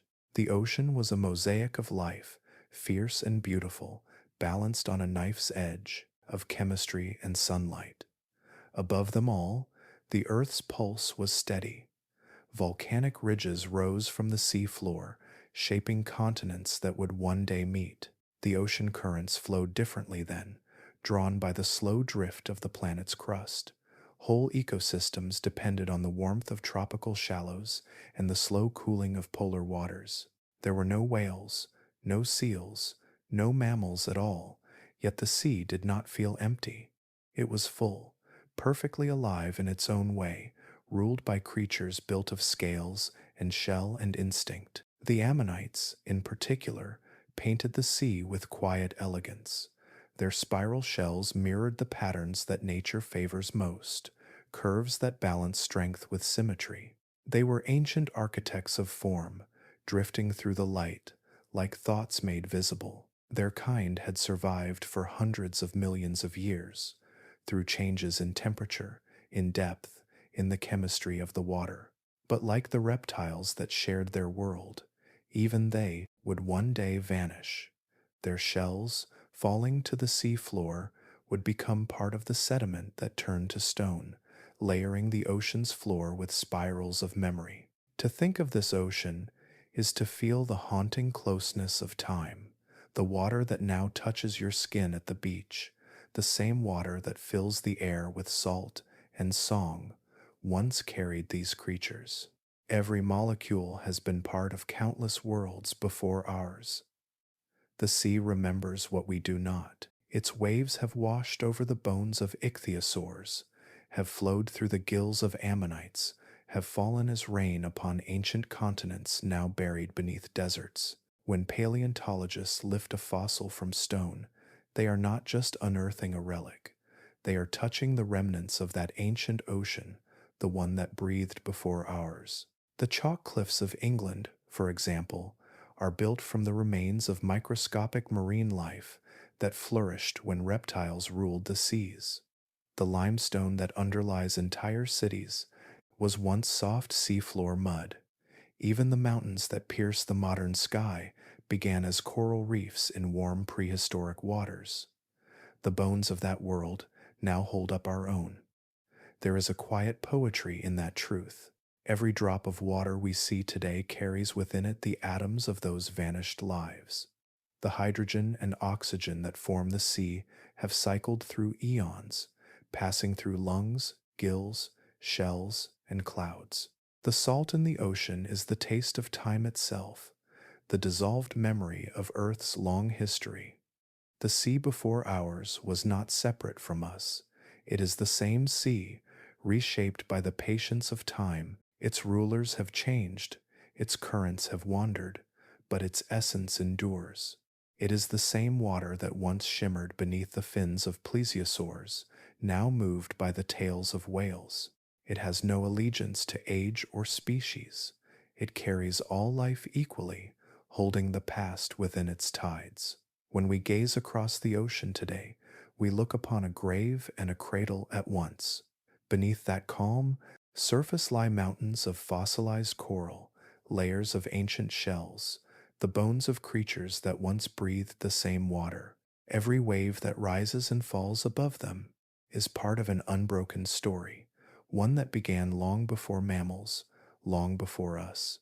Our oceans are built on the bones of another age, and even as they shift and renew, they still hum with the faint, invisible echo of the lives that came before. Each current carries it, each tide returns it, a whisper of all the worlds the sea has already held. The sea remembers everything. It remembers in silence, in chemistry, in the slow drift of currents that carry the traces of all that has ever lived within it. Long after the bones of the great reptiles turned to stone, after their shapes faded from the surface of the earth, the ocean kept their memory in a language too deep for words, in the minerals dissolved within its waters, in the patterns of life that followed. Every wave that touches a shore has passed through countless ages. It has rolled over continents that no longer exist, through coral reefs long turned to limestone, through trenches that were once shallow seas. Each current is a thread of time, linking the living world with the ghosts of those that came before. What seems like motion without memory is, in truth, a quiet archive. The sea does not forget. It carries the essence of all its past within itself. In the water's salt, there is history. The sodium and chloride that give the ocean its taste are not just minerals, but the remains of ancient stone, broken down by rain and river, carried into the deep by time. These same elements once flowed through the blood of ichthyosaurs and the veins of marine plants that no longer exist. The chemistry of the sea is written by the lives it has held, refined by extinction, rebirth, and endless movement. Scientists who study the composition of seawater can read this hidden record. Each element, carbon, calcium, oxygen, speaks of cycles that began millions of years ago. Isotopes tell of climates long vanished, of oceans that were warmer, heavier, or richer in oxygen. Tiny shifts in those elements reveal when the planet breathed faster, when volcanoes reshaped the atmosphere, when mass extinctions silenced whole worlds. Even now, the ocean's molecules echo those moments, carrying within them the fingerprint of every age. But the memory of the sea is not only chemical, it is also biological, written in the living things that inhabit it. Life has never truly started over. It has always borrowed from what came before. The genes of modern marine animals still hold fragments of those ancient designs. The way a turtle migrates across thousands of miles, guided by magnetic fields, carries the same instinct that once led Archelon through the Cretaceous seas. The salt glands of modern sea snakes echo those of reptiles that first learned to live between land and water. Even in whales, the new rulers of the deep, lie traces of the old blueprint, reimagined through evolution's patient hands. In the DNA of plankton, the smallest inhabitants of the sea, there are patterns older than any species alive today. They form the foundation of the food web, as they always have, spinning sunlight and minerals into life.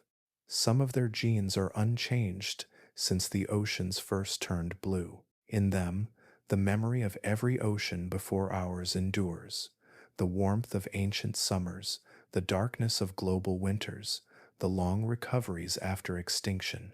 The sea remembers through its motion as well.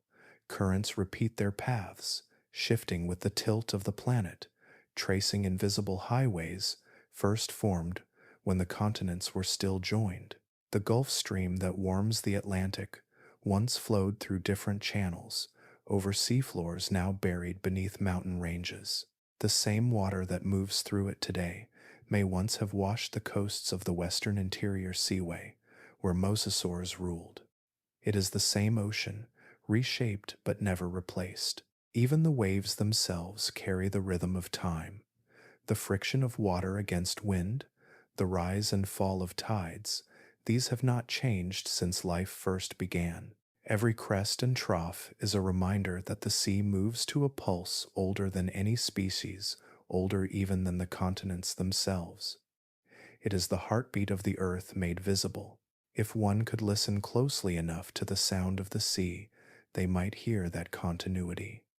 The hiss of foam against rock, the deep rush of undertow, these are the same sounds that filled the air when ammonites floated beneath the sun and plesiosaurs broke the surface for breath. The tones have deepened, perhaps, the notes softened by distance, but the melody is the same. The sea has always sung of its past, even as it carries the present forward. In its depths, the ocean holds not only memory, but connection. The atoms of calcium in a coral reef may once have been part of a reptile's bone. The carbon dissolved in seawater may have come from a breath exhaled by a creature that vanished before mammals appeared. Every drop of water has lived 1,000 lives, passing from gill to cloud, from storm to tide, again and again. The past does not rest beneath the sea, it moves within it, circulating endlessly through all that lives and all that has lived. And perhaps that is why the ocean feels timeless when you stand beside it. Its waves touch the present, but they belong to every age. They have carried death and renewal, silence and sound, darkness and light.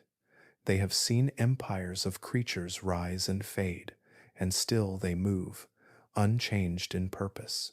In a quiet way, the ancient reptiles, the ammonites, the turtles, and all the others never truly left. Their atoms drift in the water that shapes our storms and feeds our air. Their chemistry is part of the rain that falls upon our skin. Their essence, dissolved but unforgotten, flows through the same seas that sustain us now. The ocean does not remember in words or images. It remembers through presence, through the minerals it holds, the life it nurtures, the motion it never stops. In every current, every wave, the past is alive, not as a ghost, but as a heartbeat, steady and eternal, carried softly through time. There is a quiet truth that runs beneath every story of the earth, that nothing ever truly ends. It changes, it shifts, it softens, and begins again in a new shape. When we look back at the world that once belonged to the great reptiles of the sea, we are not looking at a vanished kingdom, but at a chapter that turned its final page so another could open. Their reign beneath the waves was vast and brilliant, but even empires carved in salt and light must someday dissolve back into the ocean that made them. The sea is eternal, not because it stands still, but because it moves. Its identity is change itself. It has carried worlds older than memory, worlds of coral, of shells, of giants whose shadows glided across prehistoric sunlight. It has seen continents rise, drift apart, and vanish beneath its own depth. It has seen the color of the sky shift from green to blue, from smoke to clarity. Yet through it all, the sea remains, not the same, but continuous. The rhythm of its tides beats, with a patience that no extinction can silence. The empire that once belonged to reptiles was not lost. It was absorbed. Every new generation of life that entered the ocean inherited pieces of the old world. The curve of a whale's fin, the smooth armor of a turtle, the way a dolphin cuts through the water with effortless precision, all are echoes of that vanished age. In these forms, the memory of the reptiles lingers, not in bone or blood, but in the logic of evolution itself. Nature remembers what works. It refines, reshapes, and reimagines, but never forgets the designs that carried life through deep time. If one could listen closely beneath the waves, perhaps one would hear these echoes still. The low hum of a whale's song, reverberating through the deep, carries a rhythm that could have touched the same waters once churned by mosasaurs. The slow heartbeat of a sea turtle, steady and ancient, could trace its lineage back to the survivors of the great dying. Even the glide of a shark's silhouette beneath the light recalls the old rulers of the sea, not their dominance, but their grace, their harmony with the water's flow. The sea does not honor kings. It does not keep thrones. It remembers movement, persistence, adaptation. The rulers it crowns are temporary, chosen only by the balance of life and the shape of time. The reptiles ruled because the world allowed them to. When the oceans warmed, they flourished.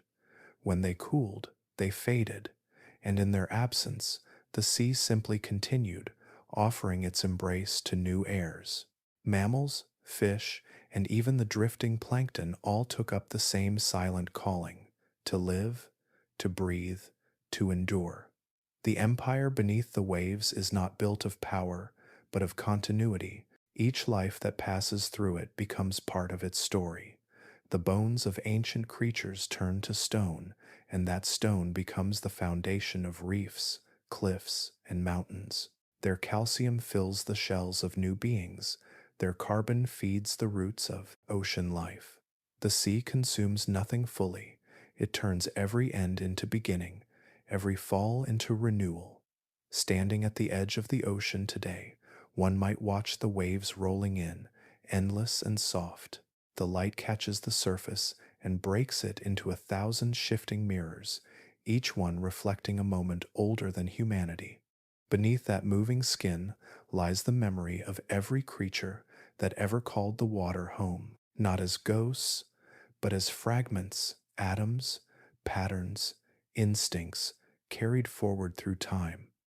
The same waters that now cradle coral reefs once held ammonites in spiraling shells. The same tides that sweep over sand once carried the heavy tails of reptiles who swam through a different world. To the sea, time is not a straight path but a circle. The old gives way to the new, and the new carries the old within it. The empire beneath the waves has never been about rulers or eras, but about this constant exchange, life flowing into life, form melting into form, forever. Every drop of water holds a memory of what has been and a promise of what will come next. In the calm after every extinction, when the noise of the world quiets and the light returns to the water, the ocean begins its patient work again. Small things rise first: plankton, coral, tiny fish, and from them, the structure of life rebuilds itself. Slowly, the sea breathes again, as if it never truly stopped. It does not dwell on loss. It simply continues, carrying the rhythm of life through every silence that follows. Perhaps that is the greatest lesson the sea offers, that no empire lasts forever, and none is ever truly gone. The world is not written in permanence, but in motion. What disappears from sight becomes the foundation for what comes next. When the reptiles lost their reign, the sea did not end. It changed its color, its voices, its inhabitants, but not its essence. It took what had been and folded it gently into what would be. And so the ocean remains, vast, patient, and alive, an empire without boundaries, without kings, without end. The waves rise and fall as they always have, whispering the same truth across every shore. The sea is never finished. It remembers, it transforms, and it begins again.